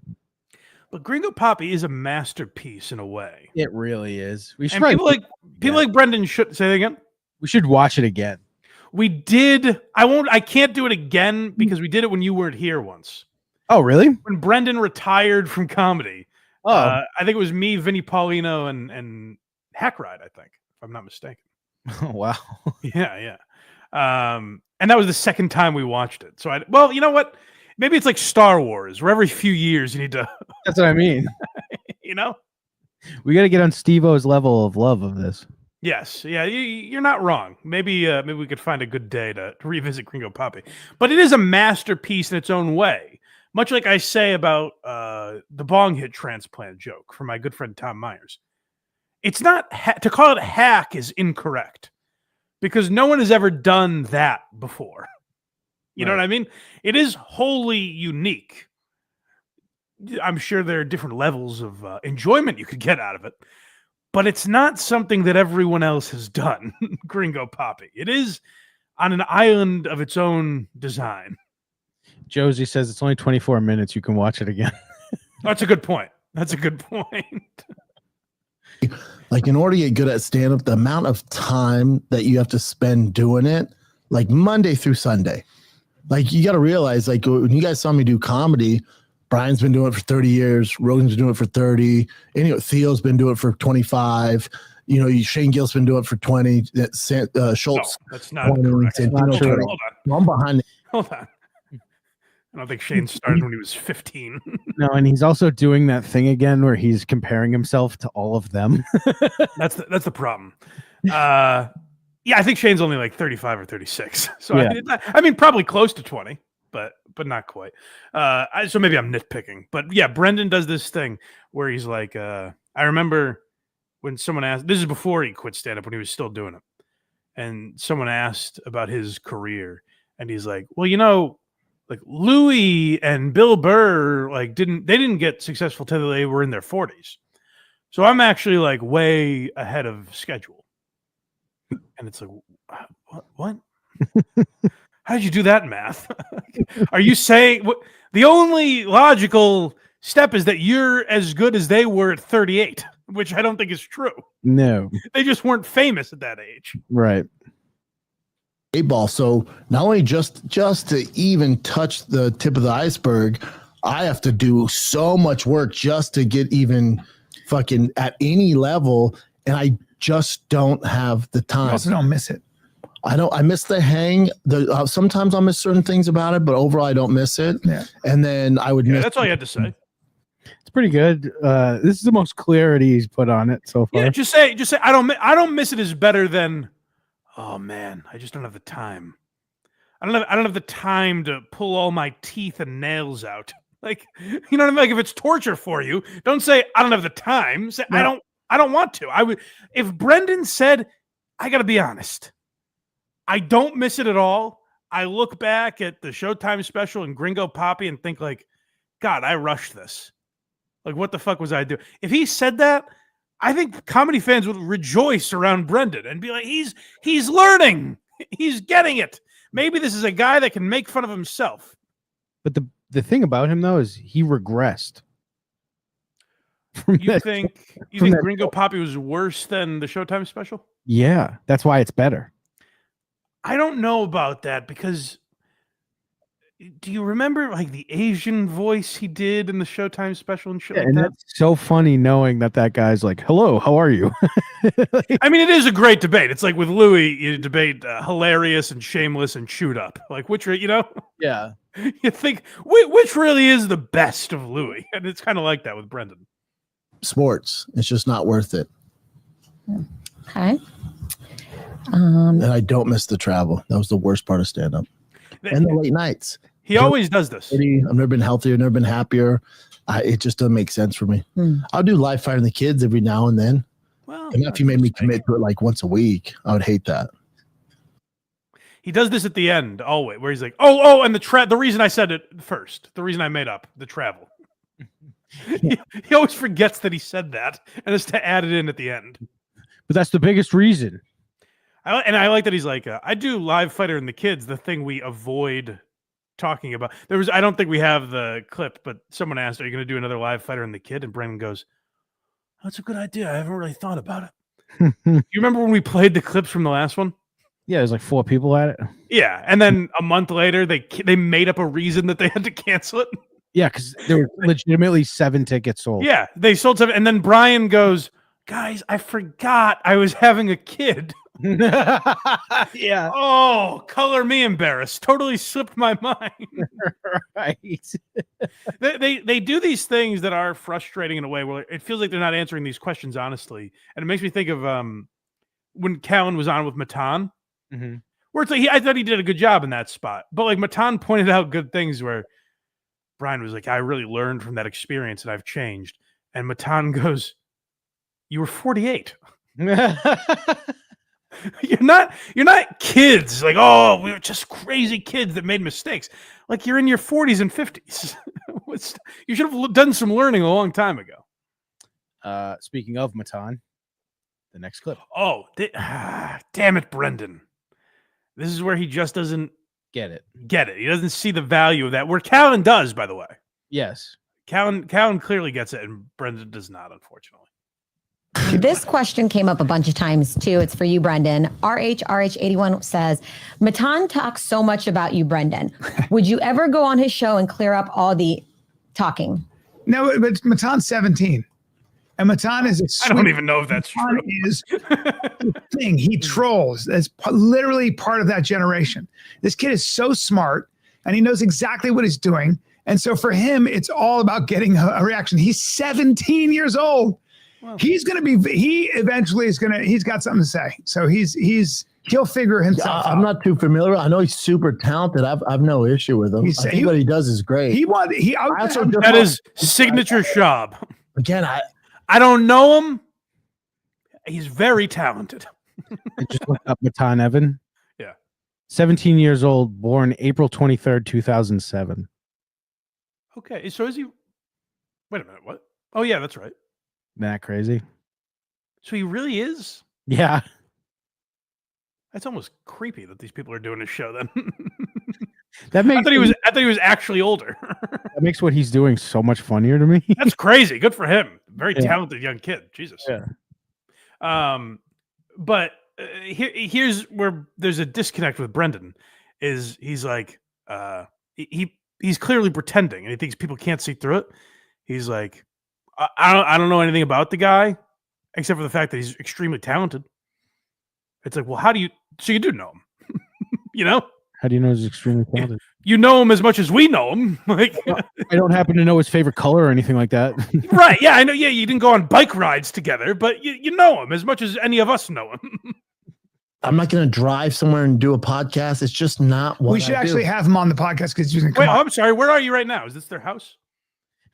It's his office, which he has to drive to. I'm not going to drive somewhere and do a podcast as he's in a place that isn't his home doing a podcast. But he's also so young, and and this was wild. Look at us. Where is this shot, by the way? Fucking in Hollywood with that shitty backdrop. That's hilarious. The kid is special. I'm a fan. I really like him, and I had a great time on there because he was trolling me so hard. Yeah, I wish him nothing but success. That's his thing. That is his thing. Everyone's like, be careful. He's going to troll you. I'm like, hey, I'm friends with Chris D'Elia and Will Sasso. Not to mention Brendan's not a bad troller. So if D'Elia really does troll people. What a hilarious. Oh, the job he does where girls run crying out of the hotel room. Will Sasso is like a guilty pleasure. Will Sasso's very funny, yes. His Vine was. I bring back Vine. I need it back. Yes. That was the best. Will Sasso's always a nice surprise. He's in so much shit. He was just in a movie I was watching the other night. I forget what it was. But like he's in so much shit that you're always like, oh shit, Will Sasso. I literally hold Super Troopers 2 in higher regard than most people because he's in it. Oh, you know what it was? It's funny you said Super Troopers. Tacoma FD we were watching. Oh, he was in that? He's in an episode of it, yeah. I've watched maybe almost the first season, and I really enjoy that show. Oh, I think he was in like episode 3 or something. Did I miss him then? I guess so. Oh, wow. Yeah, it's a good watch. Listen, I've been around a long time, but that kid is he's like my grandson. He's 17. I also don't know what I would do on there. Like, defend all the stuff they say on you about the internet. Like, oh, idiot. No. About the internet. All the stuff they say on you about the internet. No, Matan would make it funny, and if you play along, this is where Brendan doesn't get it. If you play along, now, to be fair to Brendan, Matan might put Brendan in sort of an unwinnable situation. Like, Matan might go harder at Brendan than he did at Mark Normand, you know? Mm-hmm. So, like, there is an element of that, but, like, I think there are people where Brendan will never win them over. But I think that the sensible ones... If they saw Brendan really try to be in on the joke and play along, I think he would win some points for that. Especially if Brendan is really retiring from stand-up and like I'm just a podcaster, I think people could tolerate him more because it's like you're not making this egregious, egotistical mistake right of being like, yep, it's Shane Gillis and Tim Dillon and me at the Comedy Store, you know? Yeah. And basically all that's going to happen is he's going to go on Matan's show if he did, and it's going to be obvious that he's trying to look cool for the internet. Right. Well, you know what? That's where there is no win for Brendan is I don't know that he's capable of playing along and doing well. He's not. You're so right. that if he knows his limitations and that's why he's saying I'm not going to do it, then maybe that's the right move. It just seems like such an easy fix. Like, if you remember, there was a moment where I think Matan might have even like broken character with Bryan. Excuse me. Might have broken character for a second where he's like, he asked him, I'm not going to do the voice, but he goes, did you know what this was when you came in here? And Bryan goes, yes. And he goes, then I respect you for coming in. You know what I mean? Like, I think that was a moment where Matan was like, oh, okay, so you knew who I was. Then I actually kind of respect that you came in here and did this, knowing what you were going to deal with, you know? Was Schaub like the first one? I mean, Callen? No, he was recent. Oh, well, that's wild because I feel like at this point, how would he not know? Everyone he knows has gone on the show at this point. Right, but I think Matan means more like you knew I was gonna fuck with you more than Big J, you know? Right. Random name. Yes. Why was he on my mind? Last we have Do Over. This is interesting. If they could pick one thing to do over, what would it be? And I think this is actually an interesting answer, but Brendan says something in here that, again, much like the golden hour answer, it makes me think like, oh, so you don't even like what you're doing anymore. Like, I actually felt kind of bad for these guys because they've had the shit kicked out of them online. Oh yeah. I don't think like at its core, I don't think what people say about them online is any more egregious than what they say. Like if you go to other subreddits, people are just as mean to the people they're talking about on the bonfire. Interesting show choice again. Tim Dillon, whoever the fuck, you know, Tiger Belly. Like go on any of these shows, subreddits, people are being nasty to the shows they supposedly like. I think the way Brendan dealt with it was so bad, right? That really, you know, stoked the flames a little bit. But this is an interesting answer, I thought, to like what would they do over? Because you kind of start to feel bad for these guys. Martino77 wants to know, what's one thing you would both do differently if you had to start this podcast over again? Not the Bobby Lee stuff and listen to people. But as far as do things different, I think when Bryan was going off through his shit, him taking a leave of absence was a bad idea. I think it's a good answer, though. With random people, I think it was a bad idea. I think we should have, granted we need the money at the time, I think we should have put our foot down. Now, in 2025, you can do that. Everyone's like champion you, right? Like you'll see guys that get accused of bullshit and everyone's like, oh, we don't believe it. But back in 2019, when we were going through it, and I was like, B, what do you want to do? And the only way we to get money was for Bryan to take a leave of absence. I think it ruined the show. Yeah. I think that, along with the Bobby Lee stuff, ruined the show. I think that's actually a good answer. I do. That's weird. He says that they ruined the show. That's exactly what I was going to say. Correct. That it's interesting to say, much like the Golden Hour, where he's like, "Well, I'm the worst part of the Golden Hour, so it'll be good not to have me." To be like, the show was ruined 5 years ago. So you've just been doing a shitty show for 5 years. They're just doing it for the advertiser money, I guess. That's an odd admission to be like, because listen to what he says. Sorry. I think there's a place for us to come back, whatever that means, but I would do this show for free. Oh, would you? I love seeing Bryan. I love you guys. I would do it for free. Yeah. Bryan? Same thing. No. I would mail it in for no money. I've been doing a bad show for 5 years, and even if they weren't paying me to do it, I would do it. That's a crazy answer. In their defense, too, like that whole time period where he was doing shows with other people, it was a way different time. And I know it wasn't that long ago, but it was crazy. I'll say this. And this is why I think it's the correct answer to be like, I shouldn't have fucking abandoned Bryan in that moment. I think what ruined the show more than Callen leaving was them weeks prior to that openly weeping and saying, we don't even know this Chris D'Elia guy. I don't know nothing about him. Is he into kids? I don't know nothing. I think that look might have ruined the show because you saw them as phonies, Right. Especially now when Brendan is back doing a show with that guy. But yeah, I mean, I have mixed emotions about them because like I sort of feel bad for them because it's like at the end of the day, they're just doing a podcast. Even if you think they suck, they're just doing a podcast. Like people can be pretty brutal to them, but it's also, like I said, every show that's big enough gets that to some degree. So you kind of got to get over it, And when you step on every single rake that's laid out on the grass, it doesn't help. Yeah, he doesn't do him. I want to feel sympathy for Brendan, and then I'm like, oh, that lawsuit with Unique is still going on. Right. You know what I mean? Like, there's shit like that that's inexcusable from Brendan that he doesn't even really acknowledge. Like, as we saw in the first clip where Bryan's like, what's that question? Like, I'm sure people asked, hey, talk about the time where you cried and said Chris D'Elia was a pedophile.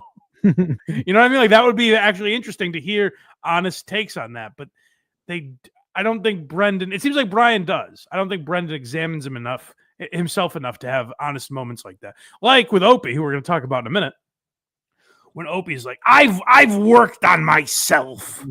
I've got my shit together. It's just an empty thing that you say. It doesn't really mean he doesn't, he's not actually any more wise and philosophical than he was 10 years ago. He's the same guy that just says, I worked on my shit, so that should exonerate him of any wrongdoing. And I think Brendan has a lot of that in him too. That's right.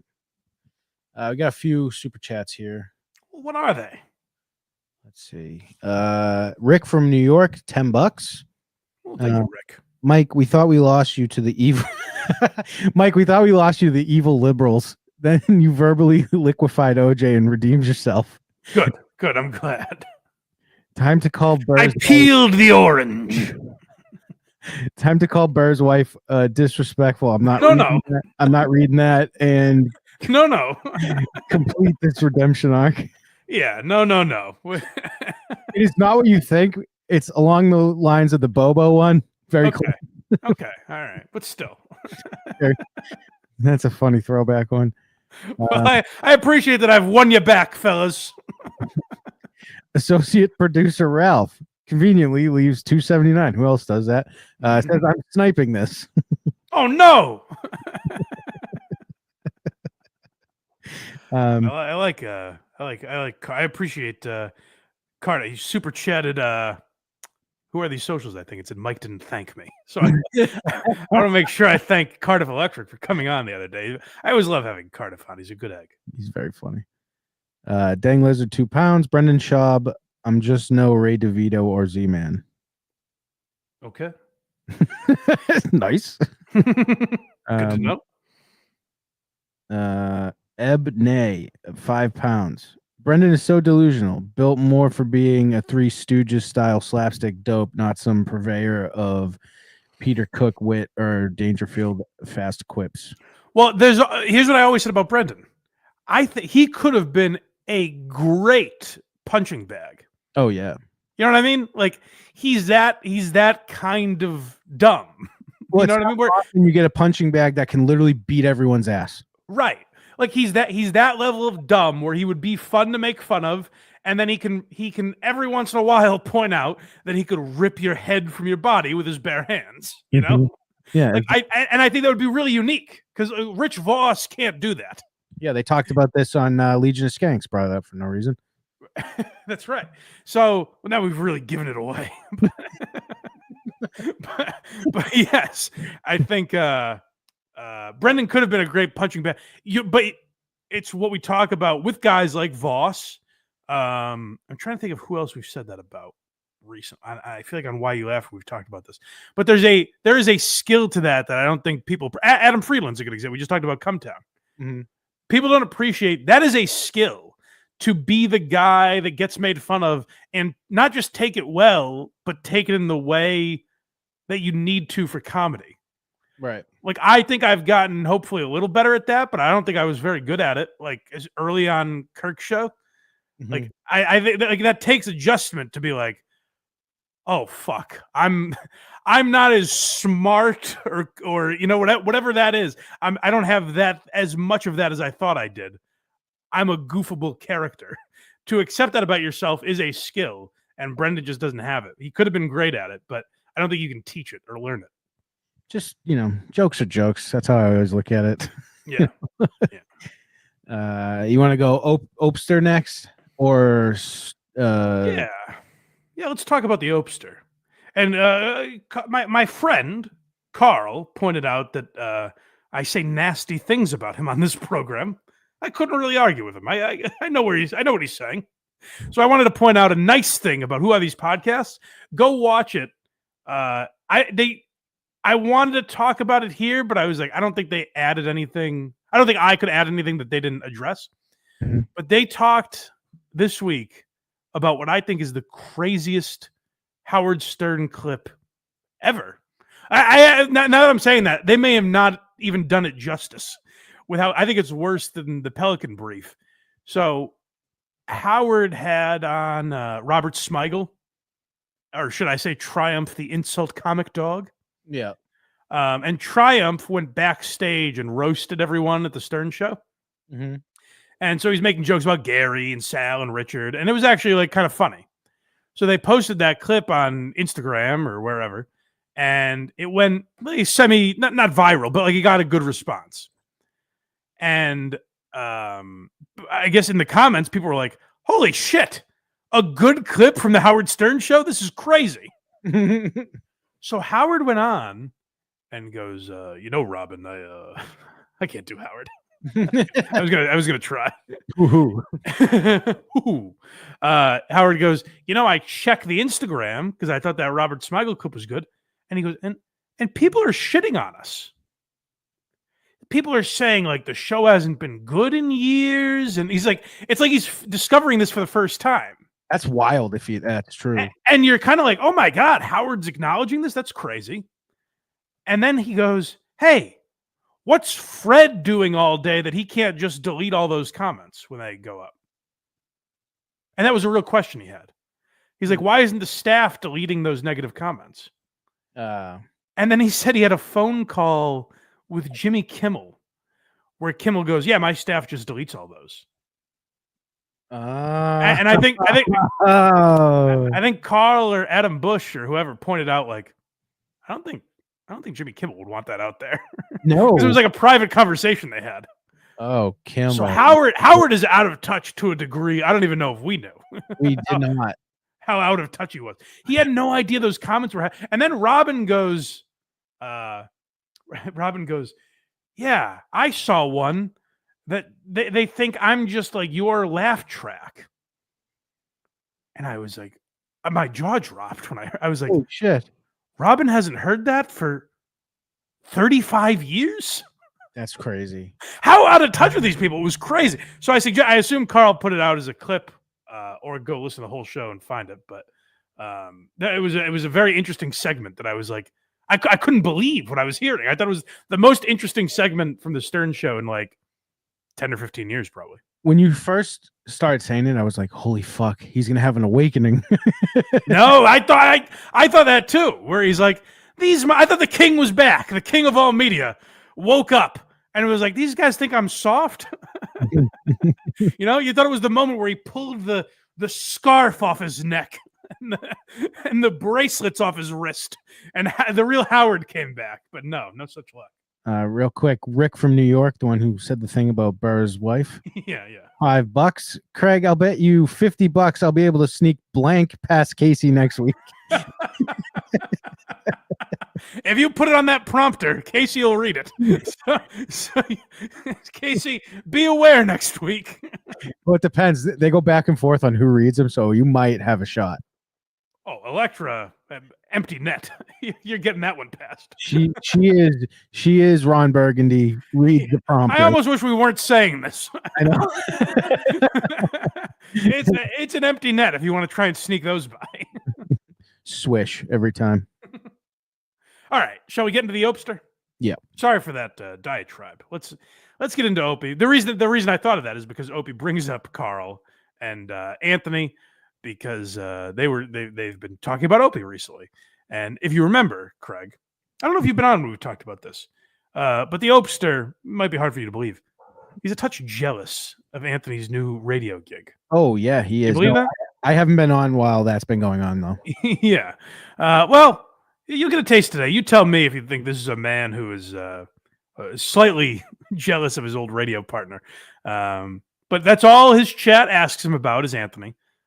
Or all his chat cares about, I should say. I'm sure hey, do you like, is a hot dog a sandwich, Ope? You know, I'm sure those come in. But all anyone gives a shit about is what Opie has to say about Anthony. And so he indulges us. Just started listening to Today. Congrats to the new ABC gig. All right, thank you. Through and through. I literally don't give two shits if Anthony's doing part-time radio on an AM station. Why can't you take that as a joke, Opie? Opie, you're not on WABC. Don't you see? The guy said, "Congratulations, your new gig on WABC." It's not you. It's fun. You can have a little fun with it. I do love that the Anthony show has already been syndicated and extended an hour every week. Yeah. It is weird. I wonder if the plan was just like, all right, let's just make sure you won't say the N-word in the first 5 minutes. You know what I mean? Like, because it all happened very quick. So they must have known, like, okay, if this doesn't go horribly, we're obviously going to give him more and more opportunities. Maybe this will actually be the Anthony and Norton show. They're doing it together next week, maybe soon. I believe so. Yeah. Yeah. Gives a crap. All right. Oh my God. Did I get a super chat? Is it super chat Friday? I got a couple super chats. Okay. All right. Let me. This man's in a drunk. In a beautiful Manhattan apartment, 500 feet above the city. No, he's on the ocean today. Oh, I'm sorry. He's in the Hamptons. I apologize. Silly of me. He's on a beach in the Hamptons. He's like, oh, is that $2? Is this a super chat Friday? Imagine being so comfortable that you have those two places and you're like, yeah, I'll just do this for fucking fun. Yeah, well, he gets into his finances, which is an interesting logic that he has. But. Uncle, he's one of mine. This FU goes out to Karl and Anthony. Sam Roberts has more views and listens than Kumia's radio show. It's a fact, Not Jack. true. Karl really is. Well, hold on. It probably, if you add them up, it probably is true because Sam's on 5 days a week in the morning. Oh, I thought it was like a per episode or a video or something. Well, but the thing is, this guy is fucking with Opie, where he's like, "Oh yeah, well, Sam and Anthony's numbers have come in, and it seems Sam is beating him." It's like there's no metric that is measuring both of them. It doesn't make any sense. Sure. E-Rock almost has the same viewers as Kumia's radio show. Oh, damn, man. You don't like the Kumia, huh? I would say I've never listened to Karl. I think he's, honestly, I think he's just a fucking joke. How would you know that? How would you know that? Never listened to. Craig, pick a political guy that like Jerry loves, because I'm sure I haven't. Try and think of a name I wouldn't know. Charlie Kirk. Oh, what a scumbag that guy is. Ask me my favorite bit. What's your favorite bit? Never heard of him. Yeah. I've heard the name. I never listened to him. He does a great thing where he goes to college campuses and debates. Oh, that's him? Yeah. Oh, fuck. What a joke. Fuck that guy. Jack Basovic. I don't even know his name. I don't like him. That sounds made up to me. Yeah. I hate him. Yeah, he sucks. Fuck him. But you see my point? Yeah. You can't think the guy's a joke. It's like Brendan just did this. Right. Where he's like, Matan, I love him. Think he does an amazing job. No idea who he is. Well, those can't both be true. If you think Karl's a joke, say, I only watch him when he covers me, and I think he's way off. That's completely in bounds for the Opster to say. If he's like, I think he's trying to do a Jocktober thing, he's not as good as we were, whatever Opie wants to say. If he said that, that's fine. He's pretty gay. He's very gay. He has wood paneling behind him. His wife is older than him, and that's hilarious for some reason. I did see that your attempts to hide yours has fallen through the cracks. My wood paneling? Yeah. Yes, I've hit it so much. Closeted wood paneler. Hey, no, it's green screen. I'm making fun of Karl and how gay he is. But no, like if Opie wanted to say like, hey, I don't really know what he does, but if it's all as bad as when he covers me, then he has a pretty shitty show, or whatever the fuck he wants to say. That's fine. You can't go, that guy's a joke. He's a joke. I don't even know what he does. I've never seen a minute of it. Well, how's this anger lining up then? A second of his garbage. But I would say, yes, Sam Roberts has more listeners than Kumia's part-time radio gig. Yeah, I would have to say that, even though not a fan of the Sam. Your drunk uncle. Thanks for What is that? He's done that for a very long time. What is that? What? Oh, you don't like the Sam. You don't like the Kumia. That's just Opie. No, but why? What is he doing? He says stuff weird, like radio. The Craig is with us today. Why everyone's the? I don't get it. I have no idea. I can't explain this guy. It's very puzzling. And I got to tell you, it is different. Because sometimes I think like, oh, it's crazy we didn't notice it to this extent when Opie and Anthony was on. It's way different now. This is a cartoon of a man that we're watching. Oh, like, yeah. We played those clips of Bobo. We just did an episode about Bobo on Why You Laughing? Mm-hmm. And Opie actually he's like, I'm not saying I was slapping my knee, rolling around on the ground, but he delivers lines that are passable. You know what I mean? Right. Like, he said a couple things where you weren't like, oh my God, Opie's ruining the show. He was contributing to it, at least in a way that was like avoidable. You know? I have never been blanket statement Opie ruined O&A. No, neither have I. It's just like some segments. He contributed something. There's a reason them on their own hasn't been the same as all of them together. I will say, though, when Kumia goes live on YouTube or something, there is a fuck ton of views. Oh, yeah, well, because Kumia's talented. Right. So I'm saying, like, one has had success going on. Even if like the worst you could say about Anthony is you don't like his politics, or you wish he didn't go as hard at like the race stuff and stuff. Like, that's the worst you could say about Anthony. You can't say he's bad at it. It's pretty convenient. Opie, this is a cartoon of a man. What'd you say? Yeah. What's convenient? It's very convenient that once the ABC job happened, Kumia's Twitter has lightened up a lot. Oh, is that right? Oh, yeah. They're probably like, hey, cool it. Just don't call them animals, Anthony, please. But good for Anthony if he's reasonable enough to be like, all right, fine. Or if you're gonna call people animals, mix in some whites. Yeah, mixing a white every once in a while. Yeah. This is Opie talking about Kumia's salary. So I don't know if anyone knows this. Mm-hmm. You know what I mean? Like, this number just might be made up out of thin air. Mhm. I didn't hear Anthony refute this, but I didn't hear him say it's true either. Think of how much money they used to make. Yeah. He got syndicated already, and they extended it an hour. I believe this number. That's a lot, though, that they have to make up. But think about the. I've been listening here and there to the podcast version of the show. I don't listen to it live, obviously. Yeah. So they get ads there. It probably adds. What's 150,000 divided by 50? So this super chat, I don't know if Opie reads it in this clip, says Anthony's making $1,442 an hour. That's what it breaks down to. Yeah. So the reason I asked that is I'm trying to do the math of what they'd have to make in advertising. I guess that's not impossible, right? That's not impossible at all. If he's on a bunch of different stations and the podcast and stuff. He probably makes that he probably makes way more than that in ads just on the radio. Yeah. It might be smart of them just from a podcast perspective. Right. There's a few people like Anthony, Opie, if he was with Anthony, that if they went onto radio, it would actually bring people to listen to it. Right. It might be, now that I'm thinking, it might be smart of them from a podcast perspective. Even if no one's listening on the radio, which I'm sure isn't the case. But like Sunday nights, I realize they're not a primetime slot. So even if no one's listening on the radio, their podcast downloads, I don't imagine there's anyone else at WABC doing anywhere close to what Anthony could do with that. So like Anthony actually has an audience that lives online where none of those other, AM talk radio guys have that. So I wonder if he's cracked the top 200. I wonder. He might have. I'll check while this one's playing. You do that.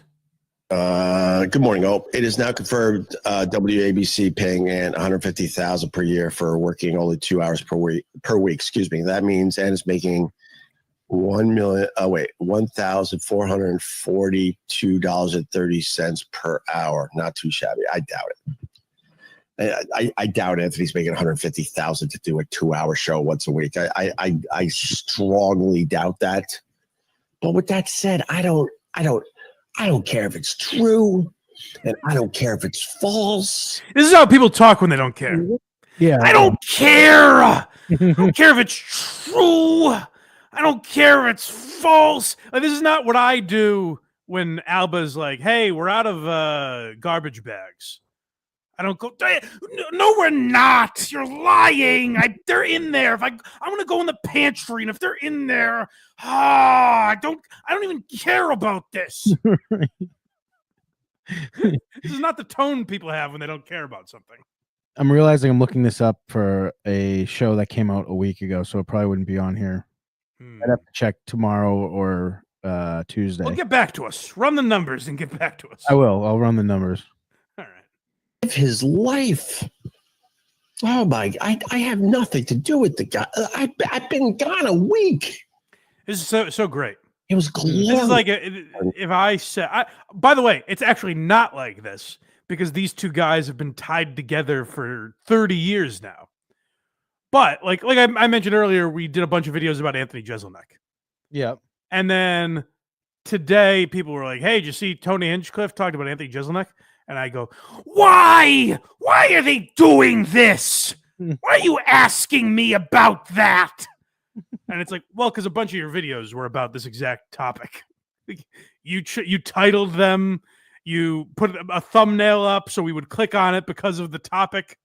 And then you did it again next week because people seemed interested in it. So take that, the example I gave with Anthony Jeselnik, and pretend me and Anthony have been tied together for 3 decades. Don't act like there's no reason you're talking about this. 2 observations from looking at the top 200. War Mode is a top 200 podcast now. That's incredible. Good for them. That might have to do. They were on. Do you see whose show they were on this week? No. They were on with Roan. Were they really? Yeah. No shit. I'm gonna go watch that. They said I didn't see the clip till this morning, so if I saw it earlier in the week, we probably would have had it today. Mm-hmm. But I didn't have time to go through the whole podcast. I need to see that so bad. They said they give a bunch of examples as to why Shane is a CIA operative. And having one episode come out a week ago, Anthony Cumia show number 183 at the current moment. There you go. Good for Anthony. Where's Opie on that list? I don't see him. Damn it. I don't see him. Jim Norton, 190. There you go. Good for Jim. Wow. Weird. I'm sure Opie's 201. So, dude, honestly, if Anthony and Jim were back together, it would be a top 10 easily. I've gotten to the point now where I almost rather just once every few months they get together and do each other's shows. You know what I mean? Once a month. There's a little more mystique to it now when they do it. Unless it was a full-time thing with those two and Sam. That'd be fun. I'm in on that. Yeah, E-Rock producing. Oh my god, just do the show without Opie. E-Rock and Travis and Troy produce. That's fucking incredible. This thing on and hear about that scumbag. Absolutely glorious. Because when I'm not doing this, guess what? It's barely a thought. But I highly doubt it. I mean, that would be crazy unless they have bigger plans and they're holding them. They're like, look, what gives you that idea, Opie? The fact that week 1 they syndicated them, week 2 they extended the show. Judging by the chart, it could have legitimately just exploded way more than they thought it was gonna. Honestly, I didn't even really think of it, which is actually stupid of me. It might just be in their best interest to do that from a podcast. But like, just for the podcast, that might be worth it to them. Yeah, if they're selling it correctly. Yeah, because you can't get Cumia really unless you pay. Right. So it's pretty smart. Yeah. For a 2-hour show on a Sunday night, I strongly doubt it unless it's part of a bigger plan. Here, we'll give you some money now as we try to figure out more hours for you. Maybe that's it. But no offense, I mean, $150,000 a year. I know I got to make more than that. Okay, so this is great. Keep all the. There's no way, Anthony. That's an astronomical number that there's no way Anthony is making. I don't believe it. Also, it's not nearly enough money to be worth him doing. Which is it, Opie? Is it the craziest number you've ever heard that's impossible that he's making? Or is it nowhere near the amount that you would even sneeze at? The thing is, too, it's like he's doing the show from his office in his house. Well, yeah, Opie's acting. He's like, oh, it's only 2 hours a week. There's no way they're paying him $150,000. The nice thing about it being 2 hours a week is he can do that for $150,000 and then make whatever money he makes with Gavin McGinnis the rest of the week. Right. You know? Make more than that. I got to make more than that to keep all the balls, juggling, all the plates spinning. So you're making $0, you jackass. You're making no money. This is a man who minutes ago we heard go, "Ooh, is that a super chat?" He was giddy when he saw a blue fucking chat come through his screen. Yay, super chat. And now he's poo-pooing $150,000. I hope he doesn't get out of bed for less than $200. That's right. But he's making no money on this show. How does it make any sense? Opie is saying, like, for me to work, I need to be making way more than $150,000. So what I do is I don't work at all. Smart. $150,000 is nowhere what I need to, make my nut to keep the lights on. So what I do is I make $0. Yeah. Real quick, Dang Lizard, 2 pounds. Krager's into the U2 so much he's got Bono sunglasses. All right. Is that right? That's right. And Rock Orb 2002, $10. You know who probably cares about Cumia making $150,000 per year? Opie's wife. She might be pestering him about getting a job to pay the bills for those dwellings. She's probably the one doing the books. You don't understand. $150,000 is nothing. No, nothing is nothing What you're making now is literally nothing. $150,000 is something. That's right. It might not be enough to pay off your mortgage tomorrow, but it's more than zero, you see? Yeah. People don't understand how much money Opie has. He does not need to do this. But does he? Because the way he's talking is like he's running out of money. You do have to remember, he has a Manhattan apartment. Mm-hmm. He has a house in the Hamptons. He probably paid them both in full. He has 2 kids in private school. That's true. That will be going to college soon. His wife, to my knowledge, doesn't work. Like, he has expenses. No, I know, but and he hasn't worked in 10 years. I saw they made like between 15 and 20 million. Like, they're fine. Probably so. But that's to say they're fine is to know how good they were with their money and all that. Well, You know what Opie, I mean? Like, I have no idea. Opie, from what we can see, seems to be more frugal than Anthony, who's buying like T-Rex mannequins. Dinosaurs, yeah. Yeah. Paying Gino Bisconti $50,000 a year to drink with him. Right. Yeah. Next is him talking about cursing. I just thought this was interesting. It's off topic, but people have. Well, I guess it's a little on topic because people say that Opie doesn't curse anymore, so he can get a radio gig. I'm gonna say this is him trying out for WABC. Yeah, he wants to show he has that muscle, but it won't be for a penny less than $151,000. Be great because it seems like their hate for each other is ramped up recently again. So what if it was just like we're gonna be like, by God, that's Stone Cold's music, and Opie and Anthony are on WABC, and there's it'd be great if Opie was on the liberal equivalent, whatever that is. It's just a publicity stunt to make their show even bigger. Yeah, maybe.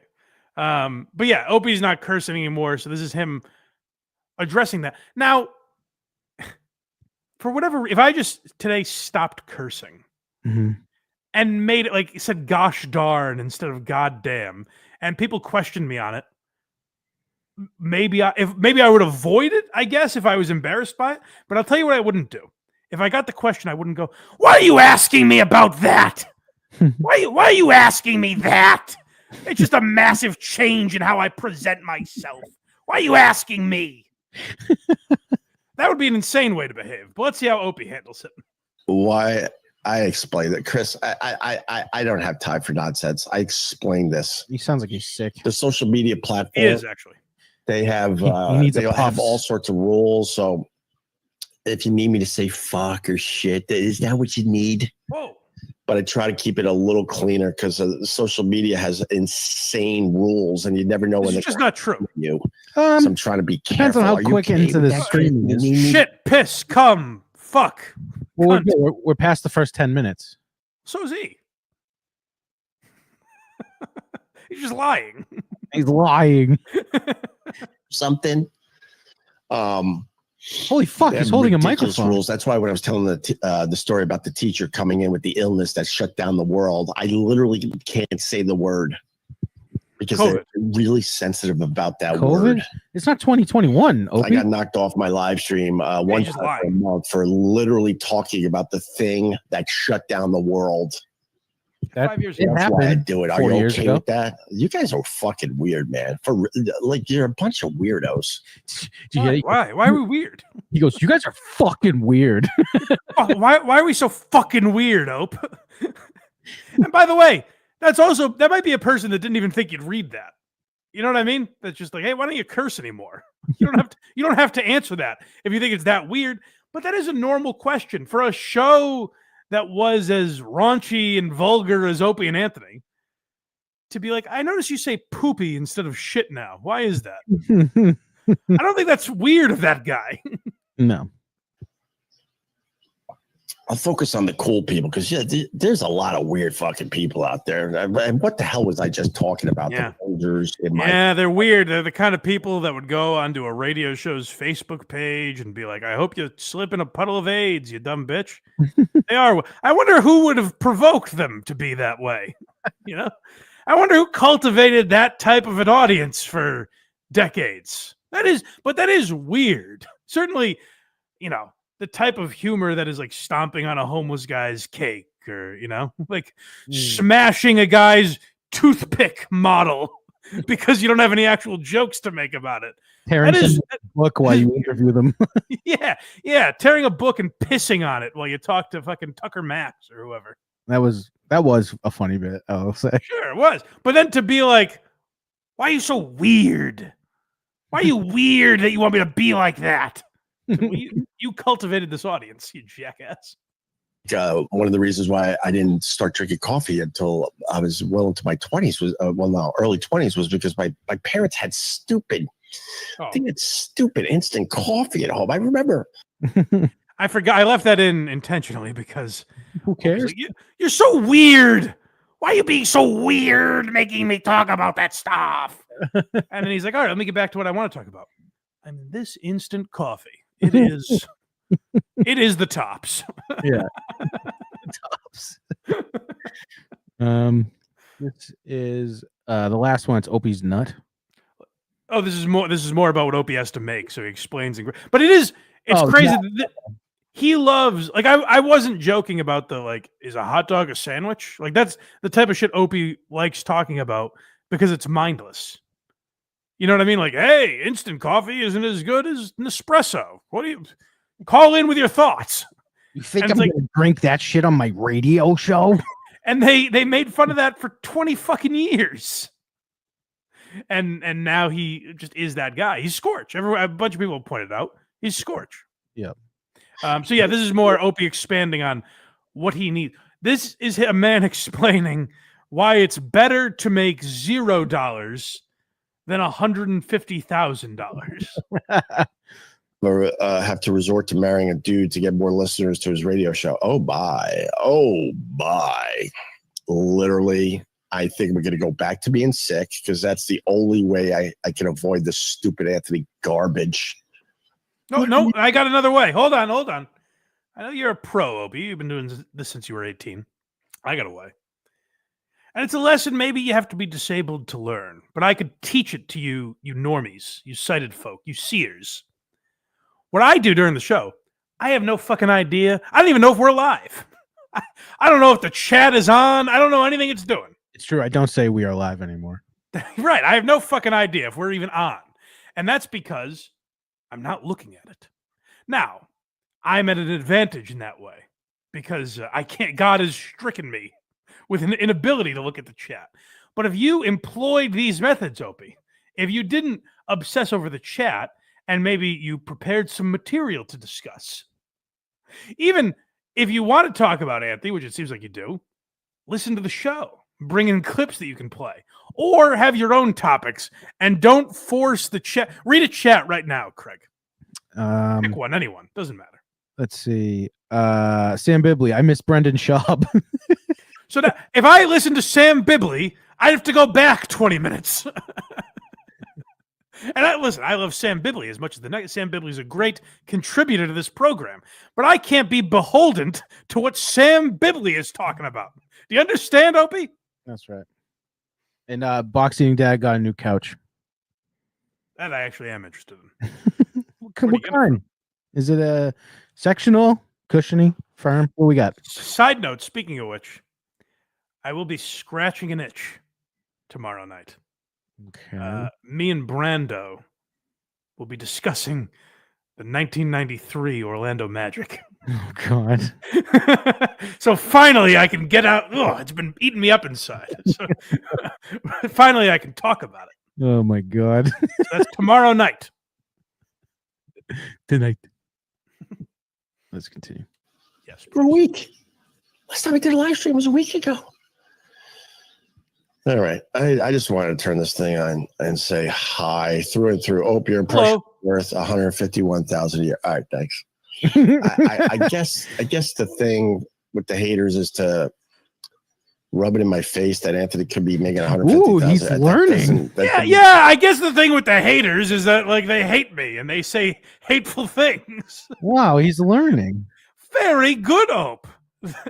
The cunts on social media are cunty towards you. Yes. But not even like that's too harsh even to say because some of them are just fucking around. Some of them don't hate Opie. They just think it's funny. Box Eating Dad sent me a photo of his couch. It's quite nice. Really? Yeah. How much you run them though? I'm gonna guess $14.99. Whoa. I would- Boxing Dad, send us some figures. If you got a $1,500 couch, we got a goal to hit. Is all I'm saying. Fork some of that money over. I got one when I moved. I had to. $1,500 for a couch. That's what they're going for these days. I believe it was. I got mine. Jordan's Furniture. 7 and change, I think. Oh, It's did a you go nice to couch. you go to that room that had nice stuff, but they're like, we're not making them anymore? I think I went on tax-free weekend. Oh, if I'm not mistaken. Yeah, I went to Bob's Discount Furniture. We're doing it. We're actually doing it. God damn it. Opie, I'm sorry. It's easy to get sucked in by the chat. We're talking couches. This is why I don't look at it. You see? This would be the couch hour if I looked at this goddamn thing. Yeah, he said, look at the tag. I'm not zooming in on the All phone. right, just go back to Opie. I would assume he has some of the same worries. I know if I go back to radio, I literally could not sign a contract for $150,000 a year, and you might laugh at that. Yes, I'm clearly not making that now, but I need a certain number to keep everything going. And Hold on, Opie, get that done. I don't understand the math here. This is crazy. You're not making that now, but you can't make. I can't even say it right. You have to make more than that, but you're making significantly less. You're making a factor of 0 now. If you multiplied Anthony's salary times 0, it's what you're making. Yeah. And yet you couldn't be bothered to roll out of bed for that much. But that's the other thing. Anthony does this from his house, to my knowledge, right? I know he's flying to New York to do it, but I think typically he does it from his house. It's 2 or now 3 hours a night, including commercials, by the way. So barely that even. Right. It's a breeze. He has fun doing it. I think the main thing is Opie does not have fun broadcasting. It's a chore to him. And even though he's been doing it since he's 18, it's, like any other job. If you were an accountant, you probably feel the same way about your job, Right. So it's not. It's really not impressive. It's better than what I'm doing, but it's not impressive. So keep rubbing it. Hilarious take. I guess maybe it'll hurt eventually. I don't know. You do it every day. He does it one night a week. By the way, it's not impressive that the guy who got fired for racial tweets 10 years ago and then ramped it up over the last decade got a job back in terrestrial radio. That's not a little impressive. With ABC, no less. No matter what you think of him, that's not a little holy shit, he did it. By the way, I don't think WABC is like ABC. Just to clarify that. Well, I don't think he's property of Disney. That would be pretty crazy. I'm pretty sure it is, isn't it? I don't think so. No. It used to be. Maybe not. Maybe that's how it got the name, but no, not anymore. That'd be wild if it was a Disney employee. Gina Carano gets fired, and they're like, "Let's bring on Cumia." Yeah. Is that it from the Opster? Yeah, we got some super chats here. Don Fried Chicken, $10. Here we go. Craig licks his lips and lowers his sunglasses whenever the Baldwin kids are on screen. It's very distracting. Also, the Opie voice impressions never get old. Yeah, I'm not going to point out that Craig basically demanded I make fun of him when he kept pointing out to me that Eduardo was shirtless. He was. It looked like he just was. He's begging me to make those jokes, and I'm like, I don't want to do it. He's worked to the point of exhaustion. I know, the poor little fella. Associate producer Ralph, $2.79. Couch versus sofa. ... Riff. Well, what is the difference actually? In my mind, a couch could be a sectional, and a sofa is like 2 or 3 seats. See, I've always thought it was just more regional. Like a sofa is what some people call a couch. I thought they were the same thing. It could be it. That could be it. Prairie Judge, $2. Craig buys all his furniture from Bob's Pit. Is that right? No. What's wrong with that? Oh, that's the damaged goods? Yeah. Yeah. But no, I did not. Well, it's good to take that very seriously. I didn't, you piece of shit. Do a show with Opie. You dumb motherfucker. Why would I talk about this on the show? Opie, this guy's saying you got a job at WABC. That's not you, though, is it? Mark Atkinson with the best point, though, is sofa just sounds more comfortable. Sofa does sound more comfortable. Couch sounds more formal. It does. Yeah. It's like, don't play on the couch. Go take a nap. A couch is stiffer, I think. Yeah. A sofa's for lounging. Really, you sink into a sofa. Sofa's like that double wide, Take a nap. Yeah. Where to now, sir? What do we have left? Oh, Stuttering John. Yeah, that one's gonna take a while too, I think. I think we'll breeze through it because it's a lot of John's greatest hits. I just thought it was funny that he was on. I messaged our friend Doom. This is courtesy of the. This is courtesy of the great Doom, DOOMSPAYUH,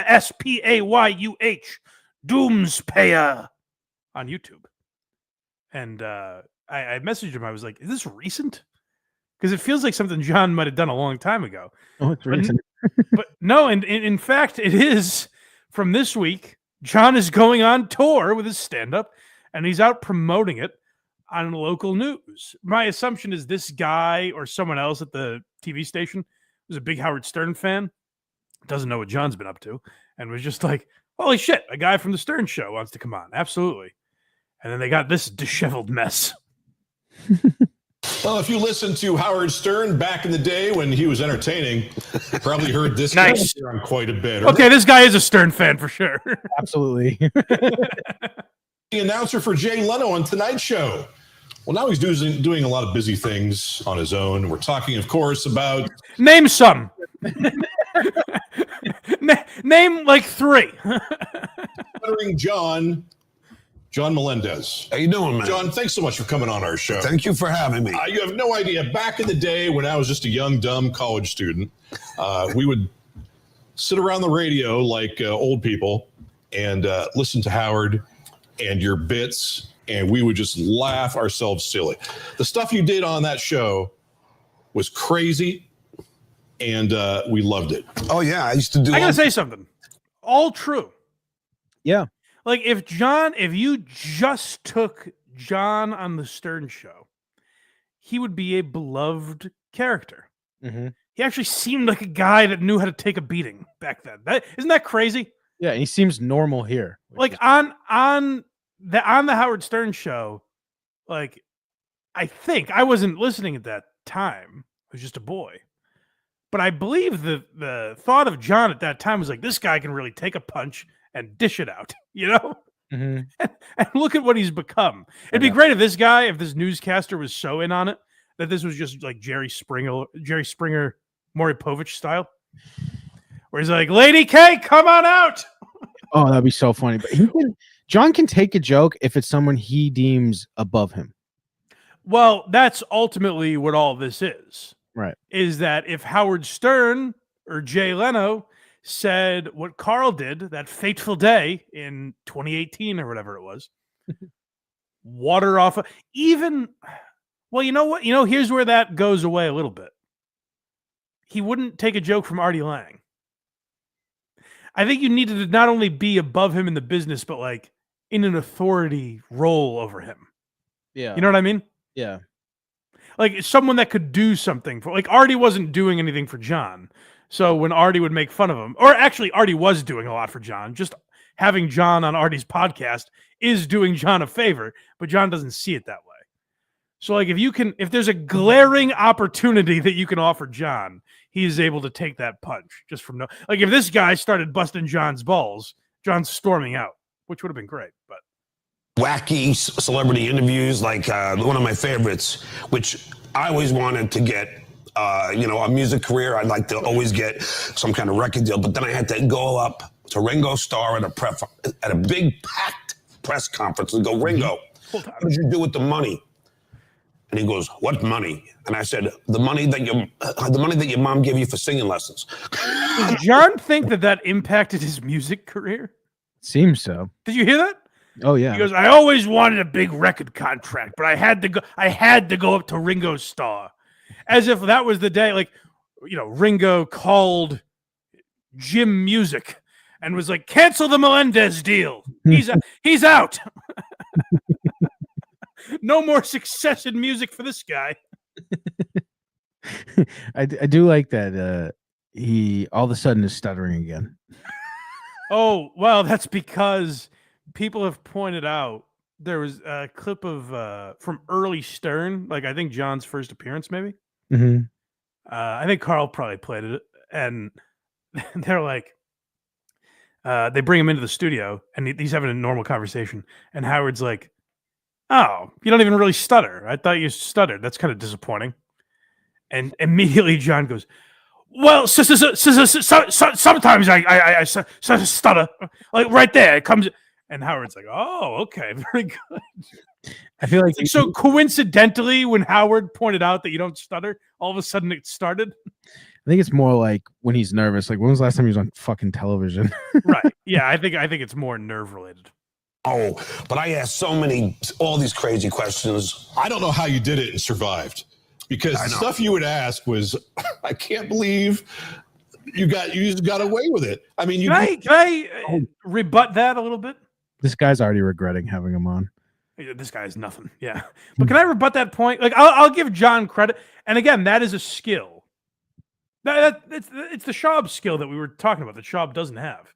Right. Like John was able to take a punch on that show. That's a skill. And also just I think in John's case, it was just like an ego that was so blinding to anything else. He's like, oh, if this will get me success, I'll just do it.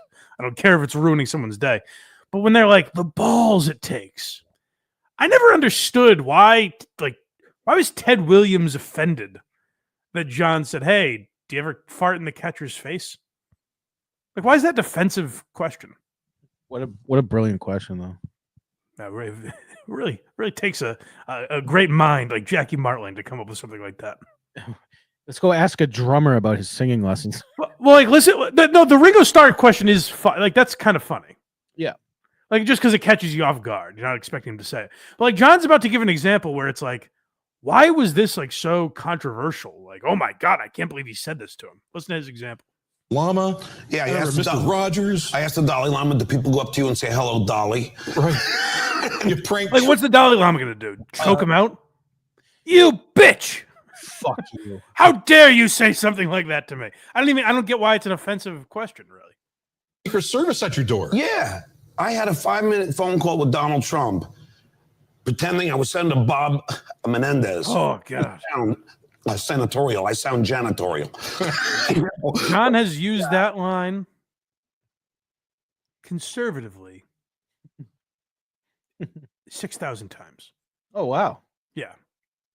And I'm not counting up every single one. So I'm sure if you want to challenge me on the numbers and be like, actually, Mike, it's 8,432, then I'll have egg on my face. But I'm going to lowball and say he's probably used that joke about 6,000 times. And it's like, when you're in the mind of John, listen, I've watched enough interviews with a lot of these old, like Rickles used the same lines in 10 million interviews, you know? Right.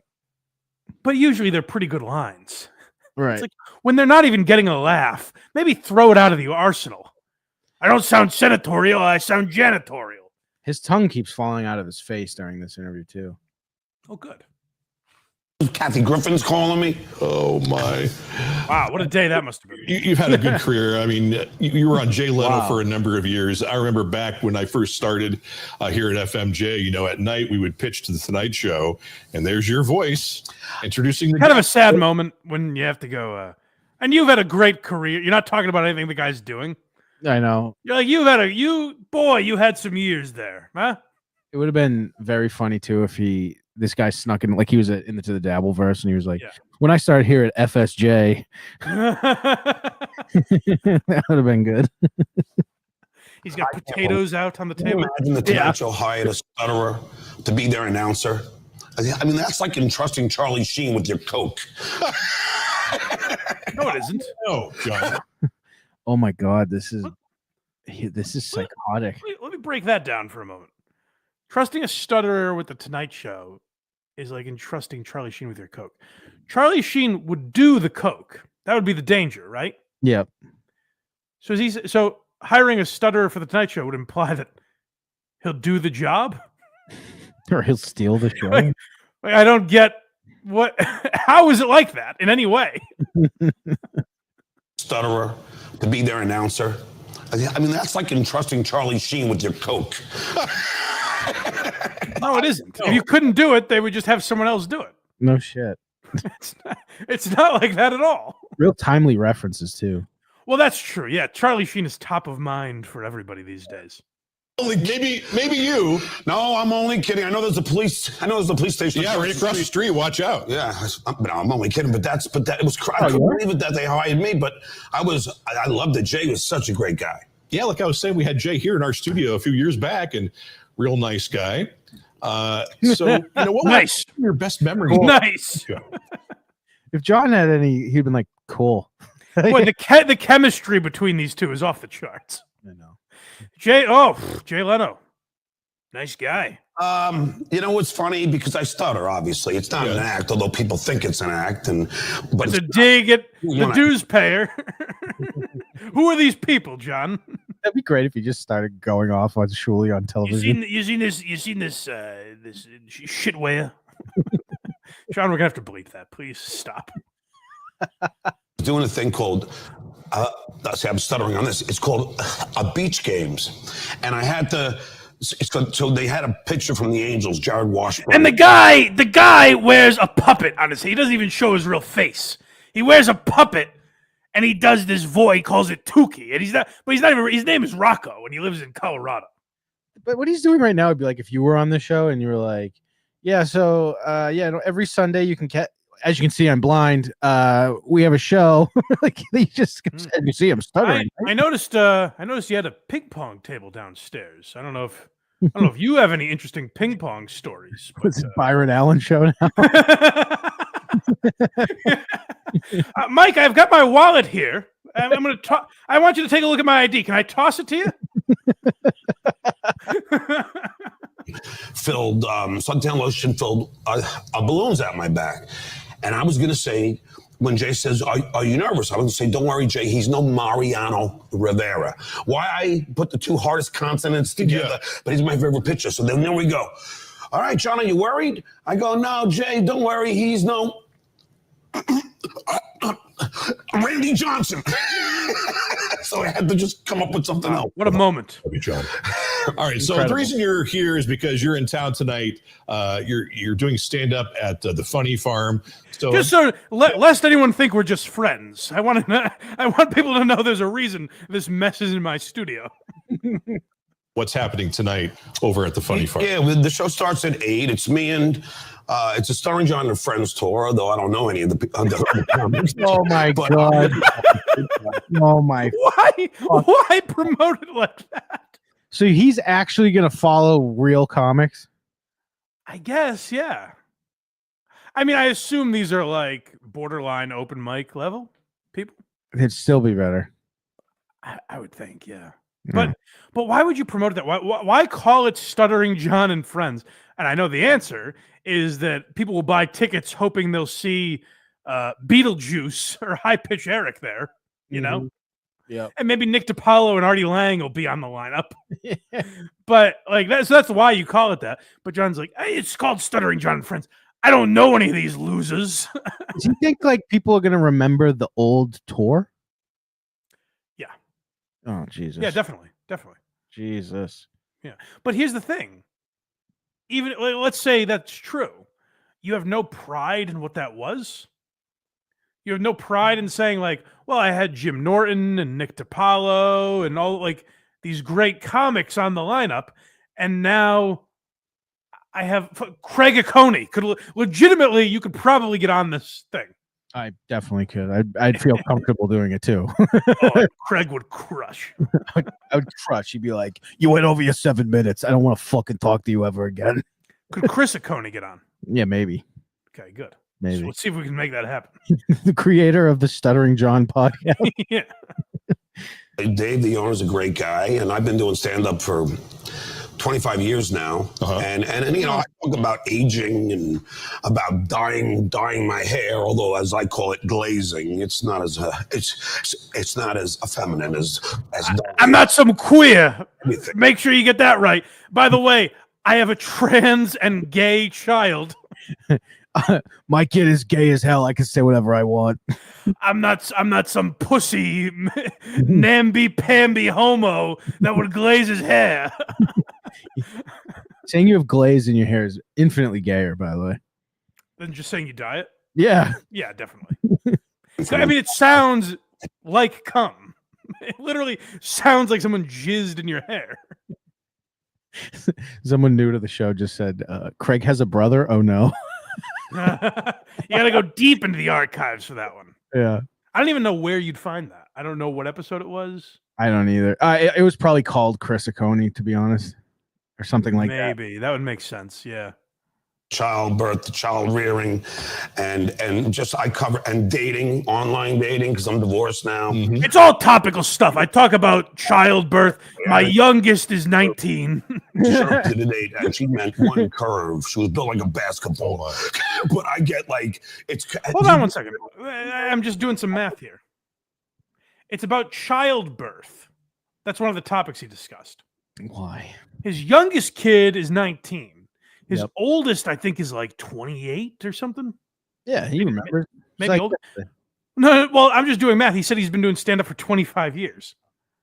These are literally the first jokes he's written. He hasn't changed his act since he started stand-up. This freeze frame with his tongue fucking hanging out of his face is pretty funny. Well, as the great Vinnie Paulino always says, you can drop the needle anywhere, and it's a great image of Stuttering John. You stand up? No. No, online dating? I've been married for over 20 years, John. Oh, okay. How big are her tits? Respectfully, I would fuck her in front of you. You're still fucking? No, I don't know how you do it. I just do what I'm told. That's what you have to do. Well, yeah. Right, you don't know his wife. Maybe he likes her. John just laughed at that and downloaded it, and I guarantee you heard it at the Funny Farm. By the way, what a hilarious... That sounds like a joke. It doesn't sound like a real comedy club. No. It sounds like what you'd say as a joke, like when your career's not... I'm going to be at the fucking Funny Farm tomorrow night. Well, he's not only a couch picture sender. Box Eating Dad sent the episodes called Blown Away from 2001, December 6, 2001, the Chris Acone episode. Blown away. I wonder why. Because the lady introduced me by being like, he's so funny. He's always blown me away. Oh. and then says, everybody, Chris Acone. Well, since we've talked about, for anyone that doesn't know, because that was a long time ago. Yeah. When in 2001? Did he say the date? December 6th was that episode, so it was probably the week so almost a year, basically a year into the show. Mm-hmm. Craig was doing stand-up, and he was introduced. The woman brought him on stage, and she goes, "Ladies and gentlemen." By the way, no one was listening to the show. Now we're not a big show. It was smaller then. I know. And this woman goes, "You know him as the creator of the Blind Mike Project." Which mildly enraged me, but then this did smooth it out a little bit because she goes, Chris Acone. It was not only that; it was this guy's so fucking funny. Oh yeah, he blows me away. He blows me away. Created the Blind Mike Project, Chris Acone. Go back and listen to that. I'm sure it stinks. I have no idea what's on that episode, but go check it out. All those kind of things, just observational, things that I see that I'll talk about, and all the celebrities that I've met. Things that I see. There's a chair. There's a table. We got to get a new section on the Discord where people can send pictures of their couches. That would be fun. Just couch talk. So I come bucket, set that up, will you? Yeah, please. I bet you got some stories, and we're looking forward to hearing those when you have the show there tonight and tomorrow over at the Funny Farm. $25, you can't beat that. No, for a night of comedy. No, it's pretty standard. I do an hour-long set, but with the stutter, it's only 5 jokes. All right, John, thanks so much. John, we're listening to you talk now. It's tough. It's a pleasure. Thanks for all the laughs over the years. All right, we'll have more. Not today in particular, but back then. All the laughs over the years, not today. No, but if you add them all up, it's still a lot of laughs. So. Yeah. I had a good time when I was younger listening to you. Yeah, it was good to see John back. I wish he would do more Oh, I wanted to say this to all the people watching this out there. I should have said this earlier in the segment, but folks, if you're still with us, please, you know how we were talking about Anthony Cumia and how WABC gave him more opportunities because they were like, oh, holy shit, this is getting way more downloads than we expected. Our tweets are getting engaged with more, blah, blah, blah. Do that with every appearance Stuttering John makes. Yes. Don't get his gigs canceled, you fucking idiots. Go make John a star. Wouldn't that be hilarious? Go on these websites. Anytime John makes an appearance, it won't make a big difference at first, but word will spread. If this gets 10 times the hits of their usual like boring local news segment, word will travel. Let's make John a star, for the love of God. Who's with me? Come on. Dude. Wouldn't that be great if people started saying, we got to get this Melendez guy? Well, we're at our last segment, and this will probably take minimum an hour. That's what I was afraid of. I know. All right. I know. Well, I act like I'm bummed about it, but really, I'm very excited because we are chasing a 7th perfect week. Are you excited out there, folks? Have you ever tasted perfection, Craig? I have not.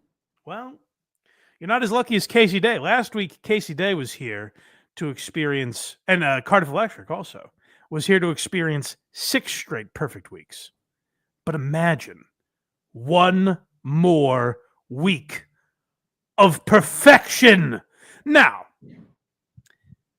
there is some questioning going on because I guess on Monday, Aaron missed the goal. And some people would say that makes it not a perfect week. But not Aaron. He's resilient. What happens with the perfect week? Are you aware of what a perfect week is? You could probably gauge from context. But hit every goal? You would think, but no. Good. So a perfect week, I guess, is you can miss the goal as many times as you want, as long as the night show bails you out.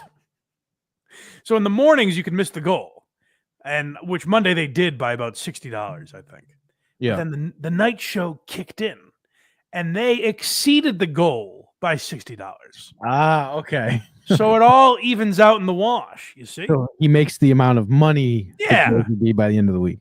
You know, it's like if you give up a hit in the first inning, and then in the second inning, you have one of those innings where you get 4 strikeouts because the guy reached base, and you're like, I'm throwing a no-hitter. Yeah. It's like, well, no. By the way, Blind Mike Project listeners listening live right now, our goal for this segment is $150. Let's see if $150,000.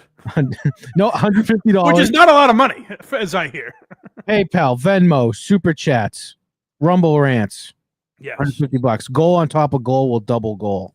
Yeah, well, Craig's thinking small peanuts. I'm saying $150K by the end of this segment. And think of it this way. Haven't we done a great show for you so far? Don't you want to reward us for what an awesome job we've done? Yeah. Aren't we really good boys? And you want to give us money for the service we've provided you. Very good boy, some might say. All right. Verygoodshow.org. Shoehorn your plugs in. Let's strive for perfection here, shall we? No spoilers, guys. If you guys know how this ends, don't ruin it for the rest of the class. We've got a lot of great stuff for you today. I'm very excited. We're back to perfection. The evening show went fucking bananas again. How do you get back to perfection? Yeah, once you lose, it's How are you imperfect and then perfect again? a great question. Going in this morning, we're just 295 away from 7 straight perfect weeks of the toe, and I hope you can stand it. We've also I can't. I'm losing it today. The title of today's episode: We've broken all our toys. I'm gonna really try not to sound like I'm bragging today because that's good. Some of this wise I have for you is fucking pathetic. But we got a lot of good stuff to talk about. We're still basking in our great victory over the Battle of Bong Hit transplant. Oh, do you know about this? Are you aware of this? I did. When he borderline guessed the punchline, he was like, I've never heard it. And then Cardiff said, by the way, I love Cardiff. Being above bong hit transplant, bad look. You can't be above bong hit transplant. The idea that Aaron guessed the punchline, come on. It's unguessable. It's impossible. No one thought that man was going to say, and that's what led to his legend of Tom Myers. Mm-hmm. No one thought that man was going to say, what did she have, a bong hit transplant? That's never come out of anyone's mouth before that. Ever. Genius of Tom right there. Yes, it's unique. Say what you want about it. It's certainly unique. Yeah, so Aaron and Tom Myers have By the way, we missed out not having Tom on for this segment. Yeah. Damn. Damn it. I wish we thought of it. Yes, we should have. Should have. Shit. Well, next time. Tom, if you want to come on, message me. But Aaron is taking victory over Tom Myers, which I think is a good thing. If you defeat a Titan like Tom, I guess you should bask in your spoils. But I just don't know that that's how it played out. For the toe over Tom Myers yesterday, which I'm not proud of. Again, imagine using one of the hottest guys out there for content. And you know who he's talking about? Grab 50. The hottest guys out there for content? Yeah. He's got to be talking about Tom still. I like that. I think Craig actually doesn't know. He's talking about himself.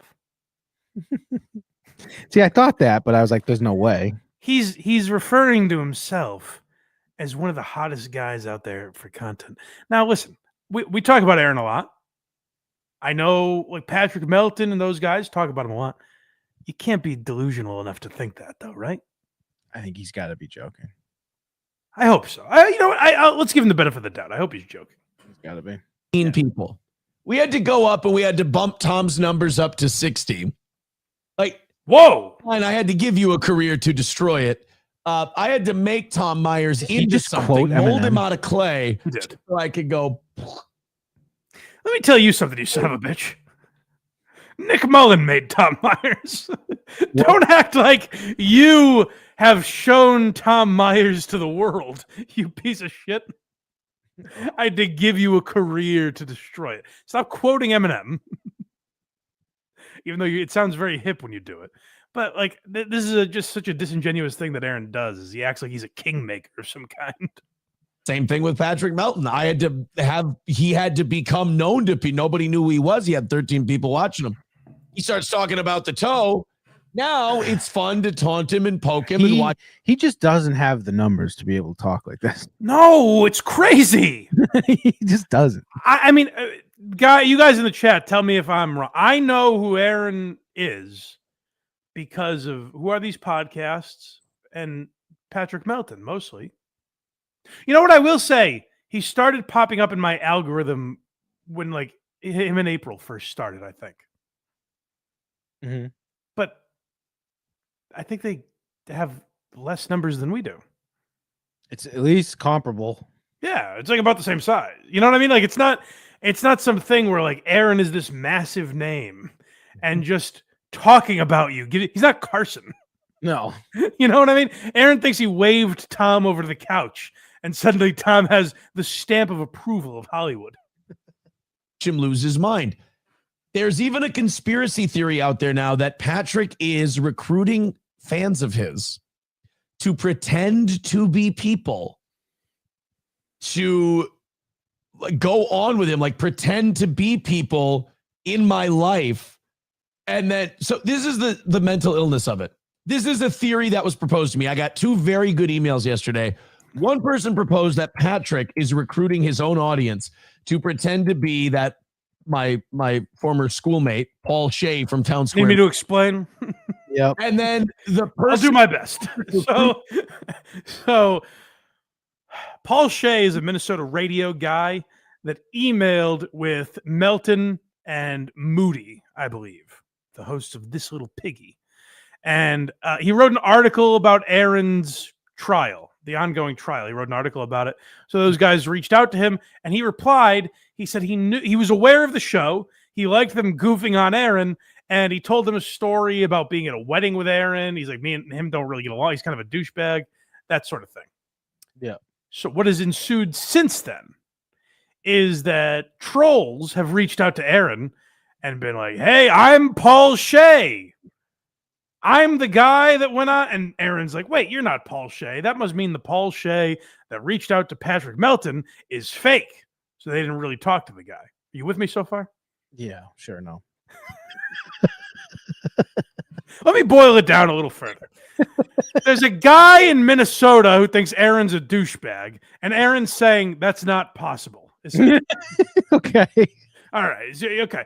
But Aaron, he subconsciously thinks it might be possible because he does resort to some tactics that I frankly don't approve of.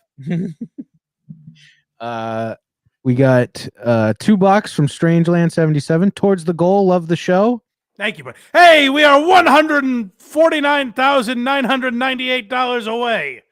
Well, actually, from our goal. Well, Dirty Death, $10. I was going to spend my last I was going to spend the last $10 of the week on milk and bread for my family, but I needed to consume your amazing show. So here, they haven't entertained you like we have. So we have $138 to the goal. Ladies and gentlemen. I'd like to see your family talk about Kill Tony. Huh? Yeah. They're not doing that. Can they cover the Baldwins quite like us? I don't think they're not doing Boston Hilaria. That may be my favorite thing, but perfect. Dang Lizard, £2. Perfect week. The ref extends the game until you win. Yeah, that really is what it's like. Yeah. LOS, $2. I can't have the Beggy Monster haunting Mike. I appreciate that. He's looming. Well, I could get him. You guys don't want to see the Beggy Monster, do you? You don't want to see it. So the goal is at $134. Wow, we're really chipping away. No, it's at $149,900. I got it up on the screen right now. $134. Okay, good. It's like Aaron. Oh no, you also have the leaderboard up. Have so Dang Lizard is in 4th place. Is that what he's doing now? That's fucking cool. Oh yeah. That's crazy. Well, let's continue here with him. To pretend to be that person, we'll give Patrick information as that person, and then Patrick reports it as though it's that person. That's get it? Understand how mentally ill that would be if true. Now, I don't know if it's true or not. I just know yesterday someone claiming to be Paul Shea called me 4 times in a row back to I like back. that Aaron's like, and Patrick is mentally ill if he thinks that's true. Now, I don't know that it's true. So maybe everything I said is just null and void. Dominic, $5 towards the goal. Sorry I missed this week, but I needed to at least make it here for the goal. Thank you, Dominic. All right, folks, don't feel obligated. I appreciate it. It's very nice. But we are $129. No, stop. Stop giving. I'm sorry I did this. $129 away from the goal. We did it for however many hours that day. We did it. Mm-hmm. After having done that, I now have 5 minutes in me. Like I could do that for 5 minutes before I feel guilty for asking these people for more money that already subscribe on Patreon and shit. Like, and for me to go, come on, guys, give again. Don't worry, I have the goal on the screen. So if this just happens to slip across Aaron's desk, which I'm going to make fun of him having the goal on the screen, the way he has it. I think it's cool. Yeah, it's really cool, but hopefully he sees it and doesn't see this part of me explaining it and thinks we're making fun of him while unironically doing it. It's like we stole the Beggy Monster. That's right. Mark Atkinson, $2. I'm only here for the goal. Thank you, sir. $127, guys. And Hackride Studios, $2 says, guys, he said stop. Knock it off. $125 away from the goal. Maybe that's what Aaron should do. Go, hey, don't you dare. All right. We gotta get back to it. We'll get these at the end. Get back. Dominic, $10. Mike, I know you need the money more than I do. Thank you, sir. Please, back to the clips. Messages. And I read them on the show last night. I don't want to release them publicly because I don't believe they're him. I believe that this person is lying. I believe this is Patrick's recruit. I mean, I've never tried to break someone less and break someone more. Just like Tom Myers. That's right. So what he gets into with this guy, the fake Paul Shea or the real Paul Shea or whatever, is so gross. And it may every once in a while I'm like, I'm sure Aaron's just doing a show. Or maybe he's a nice enough guy. And then I remember some of the claims against him. But then I also remember the douchey moments that he has like this, where it's like, oh, he might be a legitimately bad guy. I think we're about to explain. Paul's employer. It's going to be So this is what I'm referring to, where like this is where you're like, oh, he's a shithead. He's trying to cost someone their job. I'm sorry, the super chats for the goal are so funny. Hold on, we got to get to these. Very fun. Oh, now M's mad that I'm going to call and warn the guy. I would too. Look, M, if I were you, I would be warned too, because the jig's going to be up and they're going to know that you guys are pretending to be somebody. So do you get this? I like having Craig here because it's a springboard. Craig speaks for the audience that doesn't know steel toe, where I can kind of flaunt my ability. I used to not be able to speak steel toe. Now I speak it quite fluently. All I know is that he only owns this one shirt. Well, that's a different issue. All this money he's got coming in, he's got one shirt. So what Aaron is saying is that a guy is trolling him pretending to be Paul Shea. Mm-hmm. So what Aaron is going to do is call the real Paul Shea's employer and say, hey, just so you know, there's a guy fucking with me claiming to be Paul Shea. And if I can translate a little further, what Aaron is saying is, you should fire Paul Shea because I think he's harassing me. Right. So he's just a piece of shit. Okay. Where he wants to get a guy fired because this guy told Patrick Melton Aaron sucks at broadcasting. Pretty embarrassing for you. It would be. If you don't understand the human element behind being like, hey, someone's just a heads up, you got an imposter out there. What would they do if that was true? What would Paul Shea's boss do? If you're like, hey, there's a fake account claiming he's Paul Shea. Would the boss of this Minnesota radio station go, well, I'll get on the horn with Elon. We can't stand for this. It's like if you're in media, you're gonna have fake accounts made. That just happens. If I was like, we've got to do something about Cameo Blind Mike. Yeah. I'm calling his employer. I know I'd want that. But hey, look, I know you guys have been trying to spin steel toe W's to yourselves and lie to yourselves for a few months now. Well, that's fair. Another day. Give it another shot. Hey, this is going to be the one that does it for you. Oh, really? Is it? Interesting. What a smug prick this guy is. Got some super chats you want to get to. All right. All right, so the goal is at 115. You've ruined this segment. No, I haven't. It's a goal within a goal. It's goal. All right, fine. It's goalception. Go ahead. Jimmy's neglected mother, $2. This is reverse psychology from the baking monster. For the goal, $5 from EFS for the goal. Thank you, buddy. Thank you, sir. Strangeland 77, $2. Sorry, can't stop giving. Hey, and don't think you all have to. We just little chunk plays. Don't think you have to. I barely have an inmate to do this. Don't think little 5s and 10s are good too. Don't think y'all have to. Don't wait for someone else to give. You just get in there and do it yourself. And don't forget how funny it would be if you did this all with $1 donos. It's actually humiliating to sit here and have these people give me money in this way. I appreciate it very, very kind of you. But to imagine doing this every day. You know, like the war correspondents go to war and they come back and they're like, I know exactly what it's like. That's what we're doing. That's all we're doing. It's therapy. Yeah. We're putting our feet in his shoes. It's true. Maybe I don't have enough empathy for what Aaron has been through. Dang Lizard, £2. Please, guys, stop this before we start a rally. Yeah, we're getting dangerously close to a rally. Dominic, $5. Another one for the goal. Thank you, sir.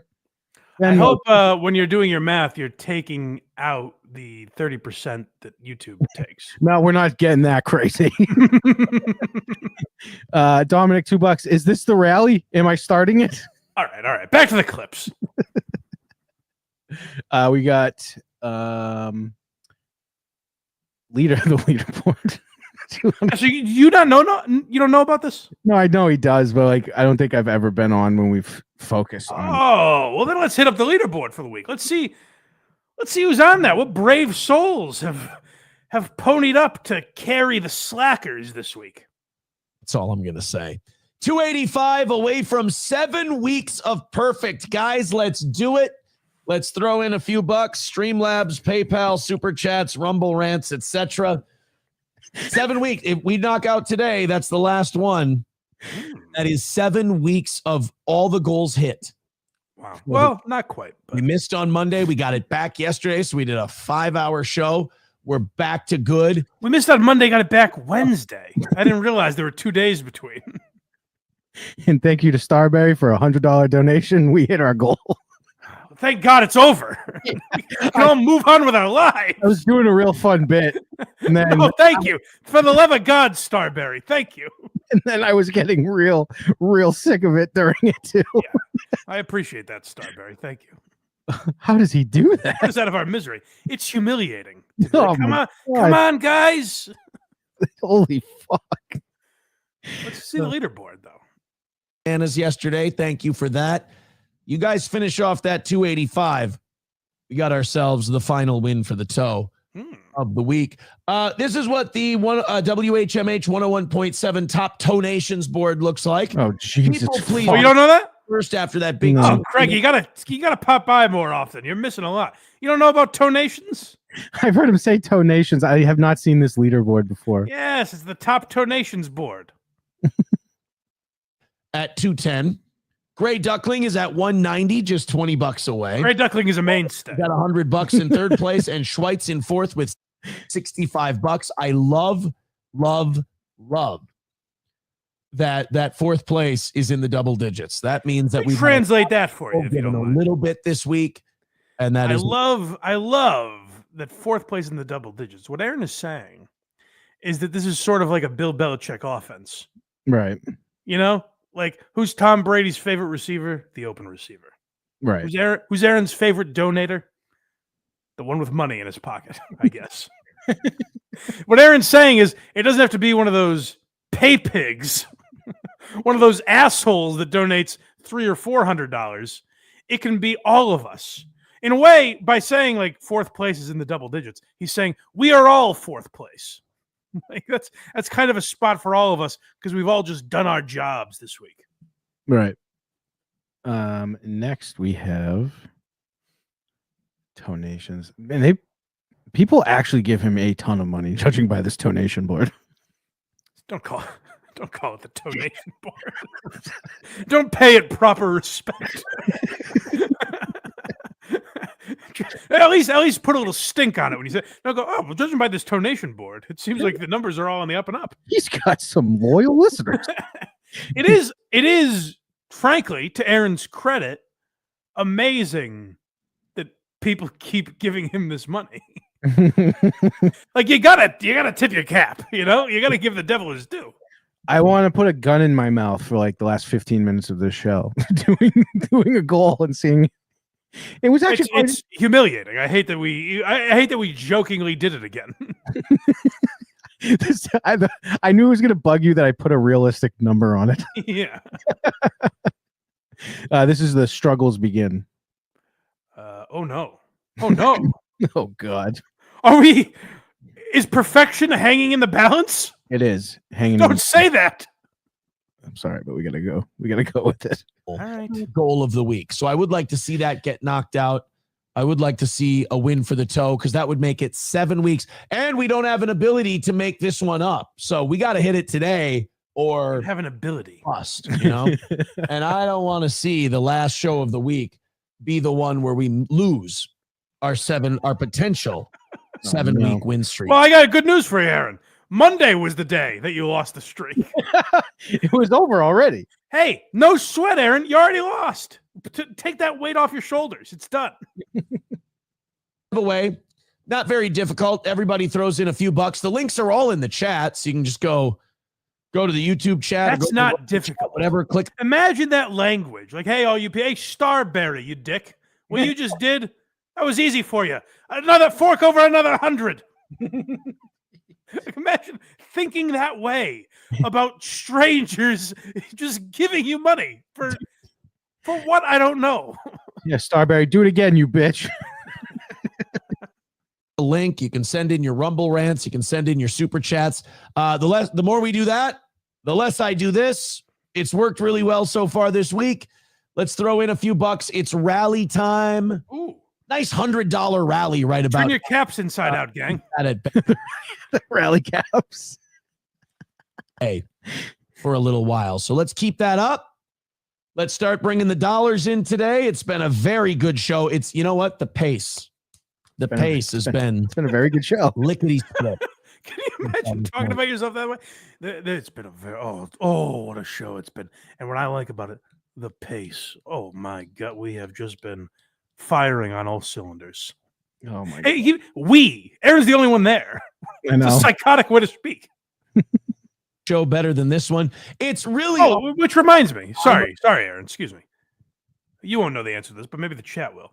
Is Johnny Crutches still on the show? I have not seen anything. I never see him anymore. No. I watch one episode a week, if that, for this segment. So I don't watch every episode. But is Johnny no longer? Maybe he's on the night show. Oh, maybe you know what? He probably hates the morning show.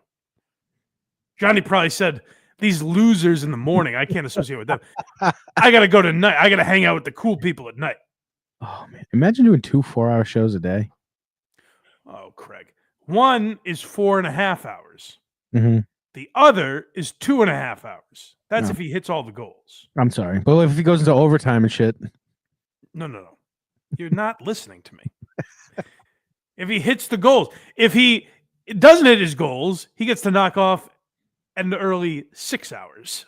Oh, that's true. And as me and Casey discussed last week, what news is happening that he didn't get to from 11 a.m. to 6 p.m.?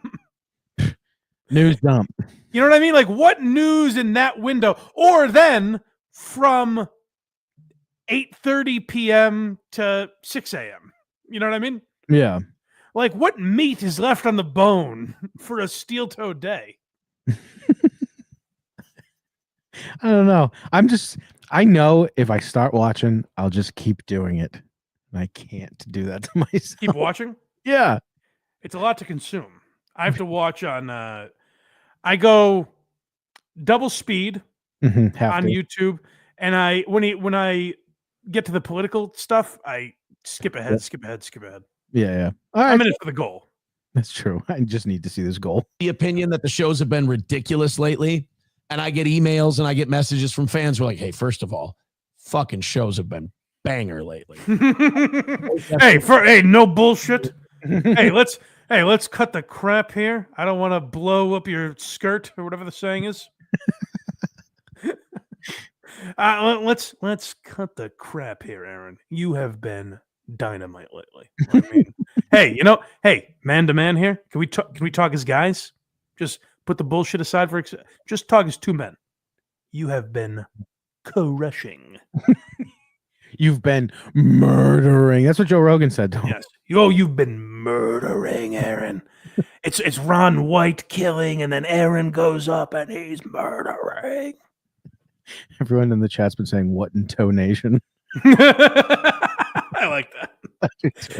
Now, if you remember, that sentence was started. First of all, Aaron, you've been fucking crushing it lately. Let's see if he gets to a second of all. Nice. Thank you guys very much for those. No, we've moved on. I wonder if you should hit send on those messages. Absolutely. Every time. So, money it up. Let's take care of the dirty part of this business, and let's continue on with the show. That's another weight off everyone's shoulders. You guys at home, if you were thinking, "Oh, I have an amazing compliment to pay Aaron," but he probably doesn't want to hear it. He has given you carte blanche. You have full permission to send him compliments. Isn't that nice? So nice. This next clip is, "Are you fucking with me?" Oh, I forget what this is. I forget if it's me asking or him asking. I can't remember. I forget. I get too. 165 away from today. Guys, let's get moving. We don't have much time left. I don't want to miss. I don't want to miss for our 7th straight week of knocking out all the goals. I really hope that you guys rally up. I know that last week you guys said you were fucking with me. Oh, yeah. I know that's a possibility, but hey, let's get 165 hammered out. Who are you guys? Streamlabs, PayPal, Super Chats, Venmo. You see it right above my head there. The goals, I never put the goal above my head. Yeah. But when it's 7 weeks in a row on the line and we're right there. Yeah, dire times. 165, your goal for overtime. He talks about his audience in this weird way where he's like, listen, I know last week you guys were fucking with me. And what he means there is you guys, the collective, Toe Nation, if you will. What Toe Nation? the Toe Boys, or whatever they're called, they all got together. And they said, we're not going to give to Aaron until the last 5 minutes. We're going to start a rally in the last. We all agree. Hands in, gang. We all agree. All right. Win for the Toe. And they break and they go and they wait till the last 5 minutes and they donate. So Aaron's saying, like, I know you guys are playing a little prank on the teacher, you know? Right. You guys putting a whoopee cushion on my chair here. But I know in the last 5 minutes you'll all come through. So that's kind of what he's fighting. He's like, you guys are fucking with, you're razzing me. You know? I'm just one of the guys and you're the guys. An asshole. Mussolini Diff with $2 says, what about de-jawing pit bulls? Not a bad idea.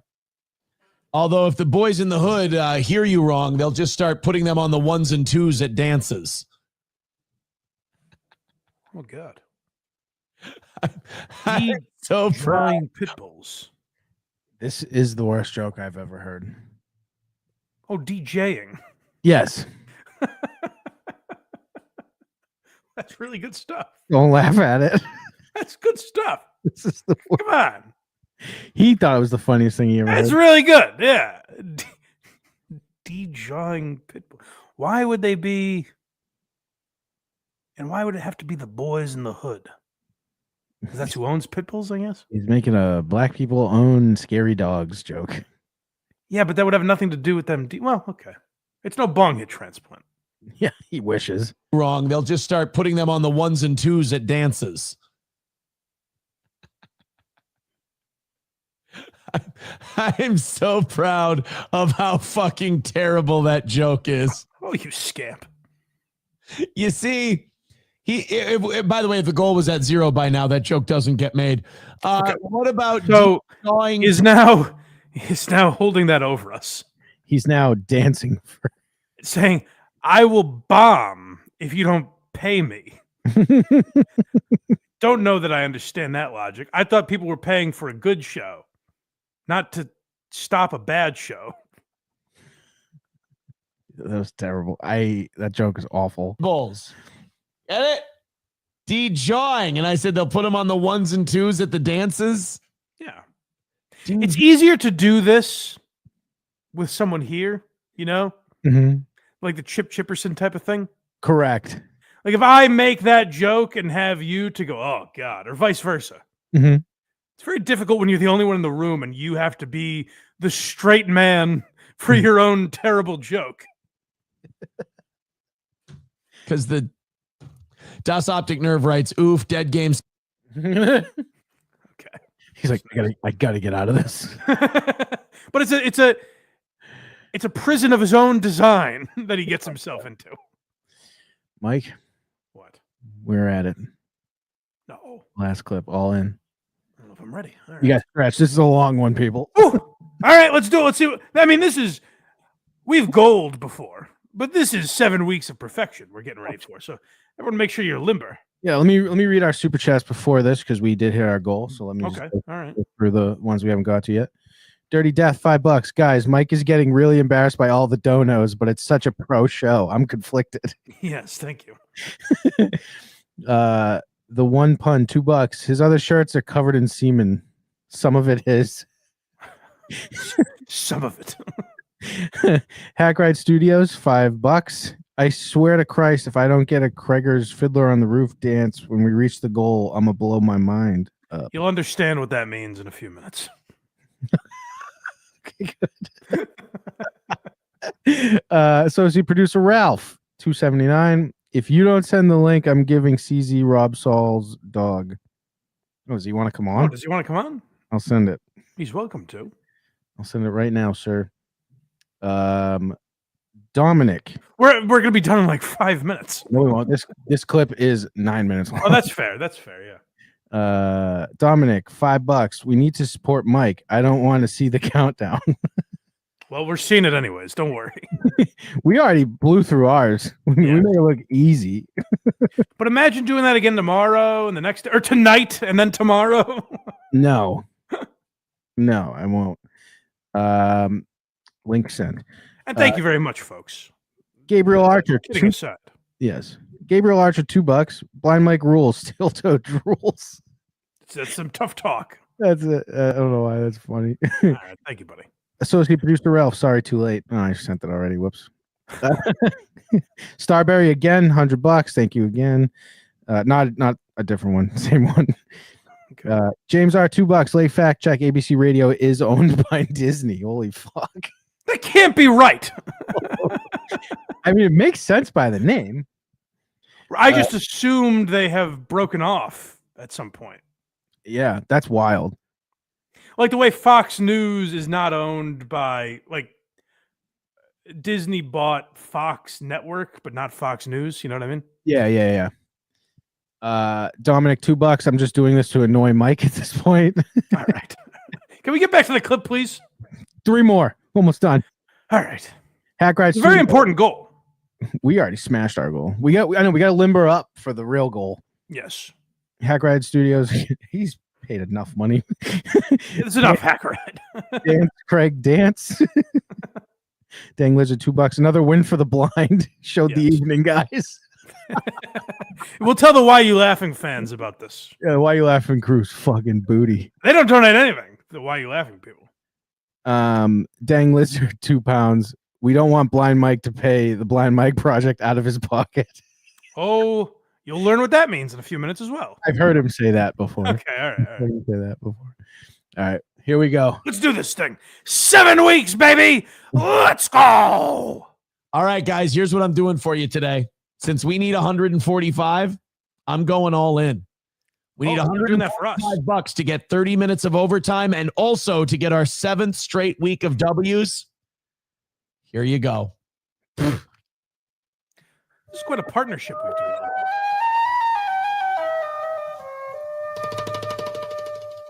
Streamlabs, understand what's PayPal, happening? Venmos. Is this what Hackride was talking about? Yeah.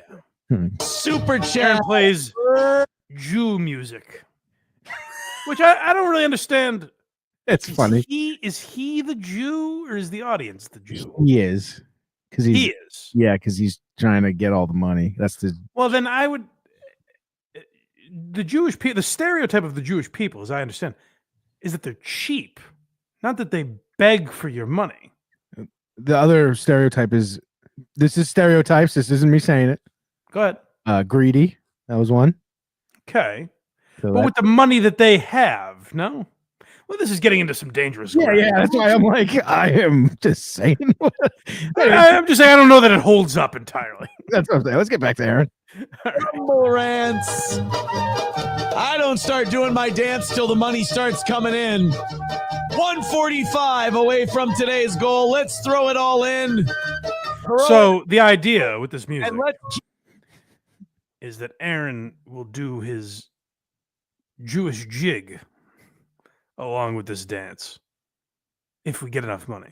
Oh, who doesn't want to see that? Is there no price on dignity?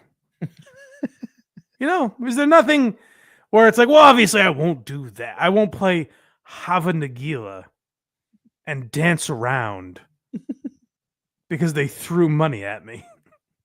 keep the streak alive. 145 is the number. Do it up. Get it inside of $50. We'll add the 30 minutes onto the clock. Streamlabs, PayPal, Venmo, Super This Chats, sucks. and Rumble Rants. No losing today, boys and girls. Get it in there. Throw links in if you want to, whatever it is. Help him out. We got to knock out 145. Let's knock it out. This music will help us. Today. Boy, It's like, make it stop. Take it. Like, I like if people wanted to hear the music, just search Hava Nagila. Yeah. You can do that. You don't need Aaron to play it for you for money. You sure could. I'd really like to get the W. All the links are there. Thermodyne Diesel. Yes. Gifting 10 memberships. Huh, huh, huh, huh, huh. My people, thank you. 120 away from today's goal. Keep it going. We got a shot. $70 away from extending. 120 for a is membership? the number. Thank you very much. Wait a minute. Go back. How? What was the goal before? It was 145. And they gifted 10 memberships. So it's $250 a membership? No. I assume it's $5. He's ripping everyone off. What is this? Some steel toe math here, I think. Oh, this could be like YouTube takes their cut. Yep. He doesn't have to think about the If this guy's paying on an iPhone, Apple takes a percentage. So that would be 50% cut. Maybe it's $3 or $4. Someone find out. Someone in this chat needs to be a member, I bet. Oh, definitely. Streamlabs, PayPal, Venmo, Super Chats, Rumble Rants. Let's update that goal on the screen. I got a lot of updating to do now. Who's he talking to? You're the only one there. Let's. Hey, Fauci's Pangolin gifting a membership over on Rumble. Thank you very much. Okay, so 10 memberships goes from 145 to 120. One membership went from 120 to 115. Huh. Oh, but that no. That's one Rumble membership. Yeah, this is Rumble may not be as greedy as YouTube. This is Well, it's very confusing, but once you figure it out, it really is quite entertaining. It's a great show once you get all the math down. It's just like learning a new language. I just gotta get the language down. That's exactly what it's like. Yes. Yeah, just as fulfilling. 15 is the number. Finish them off. We've still got 4 minutes to go, and the rally is alive and well. Listen to what he's doing. I haven't even hit refresh yet. Yes, he has Hava Nagila playing, and he's yelling, "The rally is alive and well." Is there no point where you look at yourself in the mirror and say, "What am I doing?" Play their song for them, Aaron. Yes, Aaron, dance. Friends, $115 away from today's goal and extending the show's winning streak to 7 straight weeks. This would be in the win column. We've got it. Tim Bollinger has no sense of fun. He says, "How does this man sleep at night?" It's a great question. Hold on. I don't think he means you're doing something wrong, Aaron. I think he's asking, like, just how do you do it? How do you get through the day knowing you've done this? You know? not like Aaron's reading it as this guy's accusing him of something evil. No, it's more just humiliating. Is what this man is asking. How do you just humiliate yourself and then like get through the night? You know? Yeah. All right, let's see if we can finish it up. Let's do it. Oh, Eaton Clem says stay still. I'm throwing. No, I got to keep moving. All right. 3 minutes to go. Hey, time is my music dripping off the clock. I know. Let's do this thing. 115 is the number. I know. Right, slowed our momentum a little, but it did. I know. Yeah, you loop guys it in the can middle do it. when it's ripping. Streamlabs, PayPal, Venmo, Super Chats, Rumble Rants. Where, Aaron? Wait, where can I donate? All the links are in the chat. Oh, Jake Hudson sent me an email. I always love those. I really thought this was going to be easy after Thermodyne Diesel came in. Oh, boy. Light it up. Let's go. 2.5 minutes to Light go. the candle.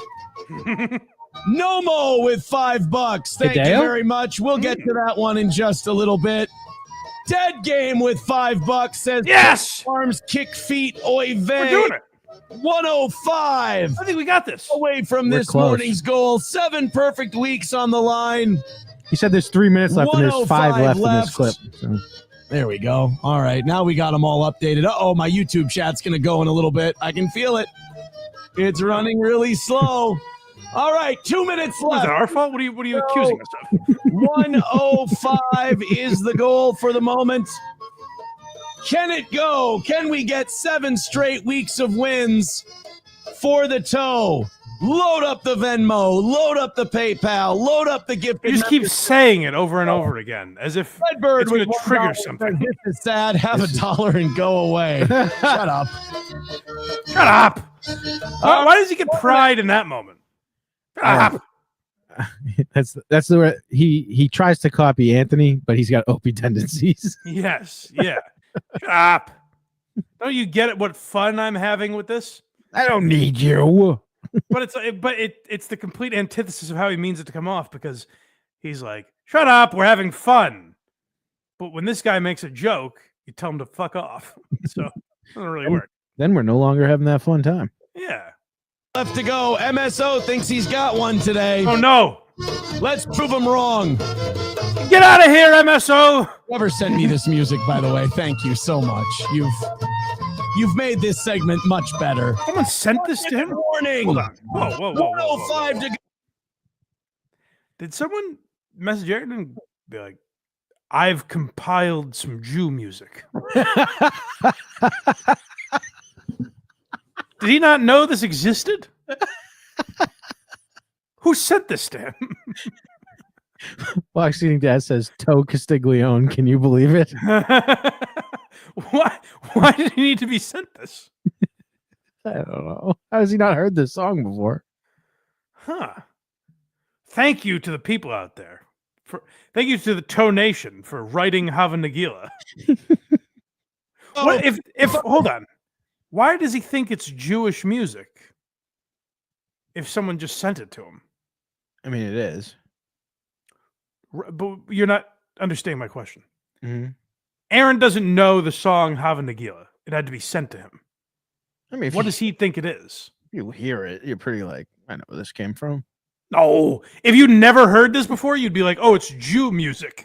This sounds like a fucking Because we know Hava Nagila. Yeah. You wouldn't just hear this and be like, "Oh, it's Jewish." This is straight up Jew music if you ever heard it. No, but you can't separate yourself. You have to put yourself in a place where you've never heard this song. All right, I'm in that place. Now let's play it.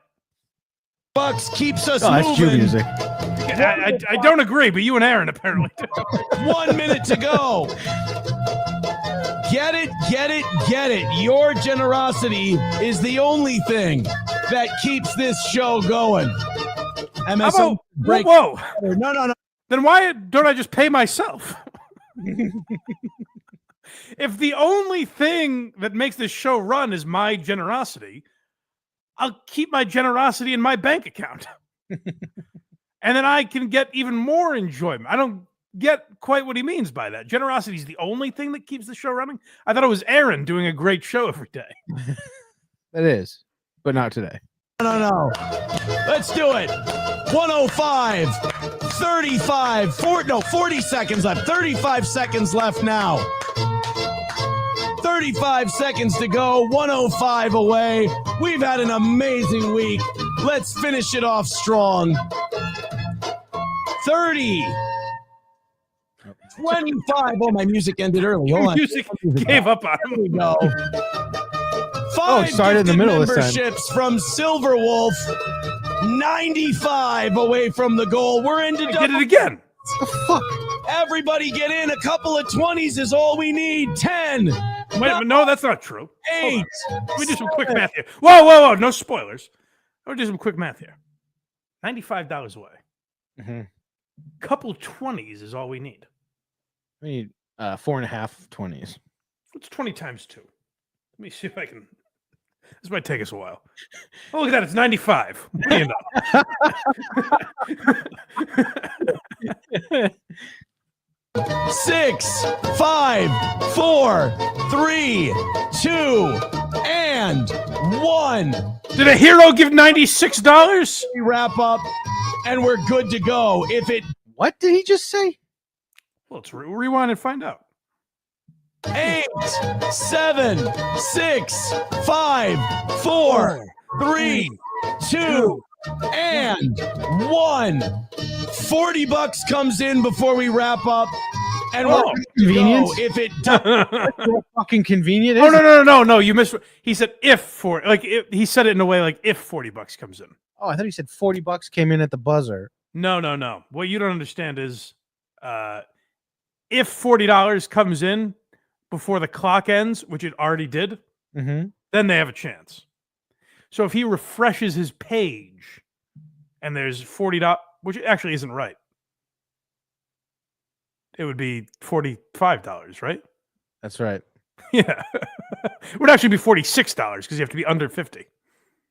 Let's see what he's got. we missed out on our chance to have 7 perfect weeks. No. Thank you, Silver. Oh, shit, I didn't update the number up here. There's still a chance.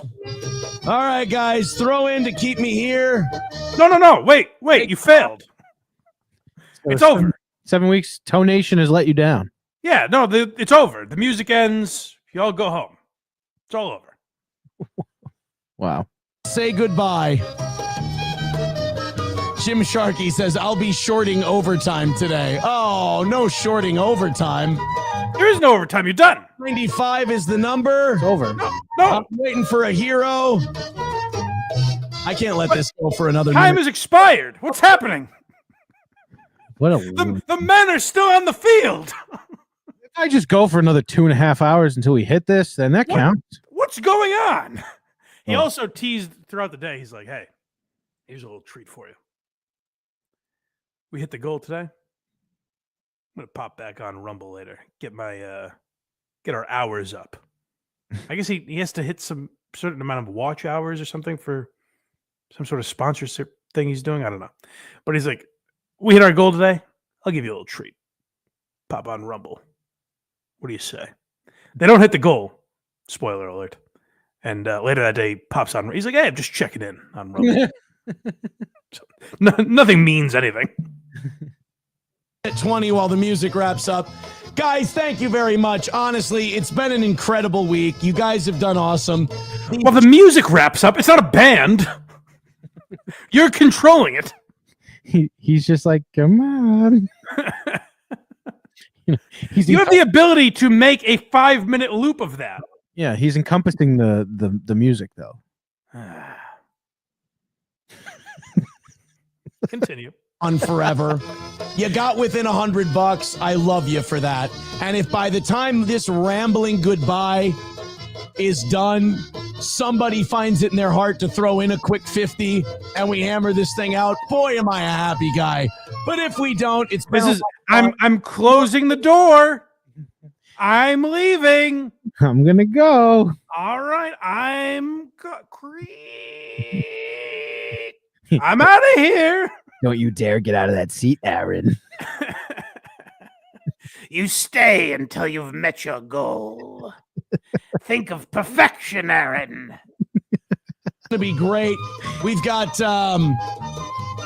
Rumble Link Friday. We've got Rumble Studio. I did say if we knocked out today's goal that I would go live on Rumble Studio there it is. For a little bit this afternoon to get those hours up there. But it doesn't look like that's going to happen. Yeah, well, good news. He did it. I can't complain, guys.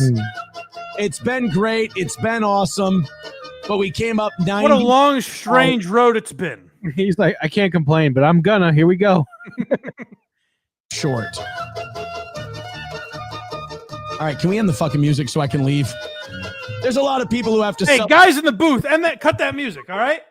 That would actually be a wicked funny bit if he was legitimately asking or acting like he had 3 producers behind the camera. Hey, guys, what's going on? Why can't we stop this music? He just randomly will stop once. I'm like, what'd you say? He's doing the Francesa. Yeah. Who is talking to me? Guys, have a great rest of your day. Let's hit refresh one more time to see if we can pathetically. L Train says OT on credit. We can do this. No, 95. We're not going to be able to do. If that would be fucking nuts. 5 minutes. We're not going to get it down from 95. There's no way. Somebody in these last 2 minutes would have thrown a couple bucks in. If they had any fucking gumption. This thing out. I mean, I could really cheat. And Aaron could just give $100 to Steel Toe and we could keep the streak alive. But I'm not going to do that. Thank you guys. Wise of very you. much. Let's You know take what, Aaron? I'm going to give you your just due again. I think that's wise of you to not pay yourself. Which I don't even know how that would work. He's just is that him just admitting he's got burners? So would you? How would you do that? Take money from PayPal and send it to Venmo, or maybe you have two different bank accounts. Oh, so he's saying like Aaron the man would give to Steel Toe the business. I think he would just go on one of his YouTube accounts that he has that makes him incognito on other shows that he's watching while saying he's not, and then donates $100 from that account. Well, if that's on YouTube, it's only $70. We haven't hit the goal yet. That's true, and we still lose. Yeah. There we go. You have a great rest of your day. This has been a lot of fun this morning, and you guys gave me a half hour off for all my hard work. I appreciate it. Talk to you soon. Give me a half hour off. Wow. Imagine if these people, like the people watching, dictated when we end. They're like, nah, not so fast, pal. Slow it down. You're not getting out of here that easy. I'm like, guys, I really gotta go. Nope. Ass in seat, buckaroo. We got another 30 minutes of you, blind boy. He's fucking fuming right now. Well, it's too bad. But you know what? He gave us a lot of fun along the way. And those, I think, are the real W's. That's when right. you talk about Steel Toe wins, I think it's the journey we had and the friends we made along the way. Yeah. Yep. I agree. Yeah. So have a Nagila, everybody. Is that all we've got for today? That's all we've got for today. All right. Go to blindmike.net. That's where you can support this show. Go to verygoodshow.org. That's where you can support Craig. Is Casey on after this? He is on after this. Are you on with him? I was not asked. Whoa. Yeah. You think you bombed that bad? Oh, I know what it is. What's that? Huh? What is that? Well, they're probably afraid of their channel getting taken down. They're gonna be so pissed. People can't fucking handle Craig on there. You know what he said 2 weeks ago? It was madness. I said people will be pissed. They watch. It was fucking mental. Watching who are these socials? It ends, and then This guy is demented. You're watching Matt Sanford talk about gout. He's a twisted freak that YouTube can't handle. But Catch 22 is on after the show. Yeah, and if you guys are thinking about watching Very Good Show, I mean, I guess it would make sense to be, bring your entire seat with you, but you're only going to need the edge. So verygoodshow.org is where you can find that. That's right. Yeah, it was funny because Casey, when you were on with Casey, I hear him go. I guess I said something during our when we were answering questions. Yeah. Someone asked about Casey Day, and I said, "Well, he does things to irk me once in a while, but other than that, he does a great job." And he took that very hard. On the show, he's like, "What do I do? What do I do to bother you?" Then he changes the logo of the show. Logo look nice. Does he have permission? I'm sure it looks lovely, but here's the thing. Does he have permission to put it back? No. All right. Because here's the thing. If it's changed without my knowledge, I'm always going to want it changed back. How about That's not how you get things done. how about now? I'm always going to think it's worse. No, not now. What if he makes a new one? Like if you do it as a ruse on me, then no, I'm not going to like it. I tried. I hope that makes sense. I hope they're not too mad at me for saying that. Stick around and find out. Yeah, go over there and watch them.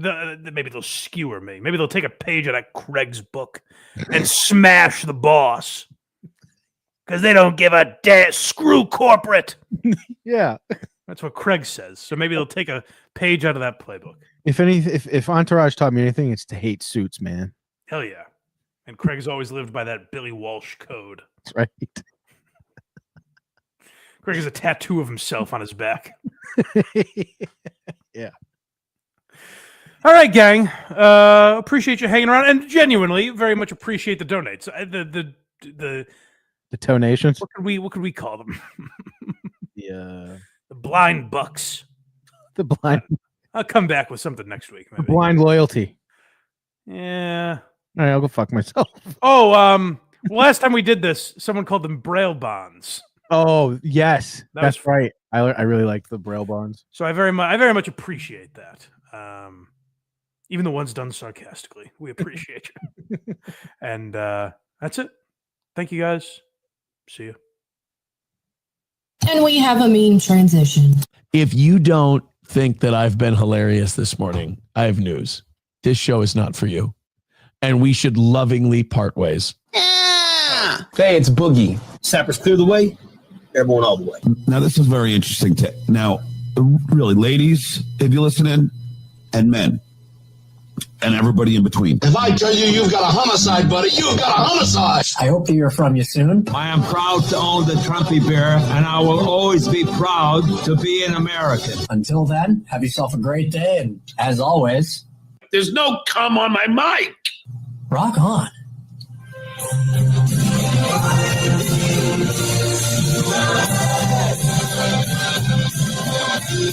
Stop the baloney, huh? What kind of statement is that? One of my favorite players to cover when he was here was Mike Vrabel. Tell me Mike Vrabel's story. Whatever, dude. I keep it cool at the gym. Piss on it. Fuck you, Mike. Fuck you, Mike. Fuck you, Mike. All right.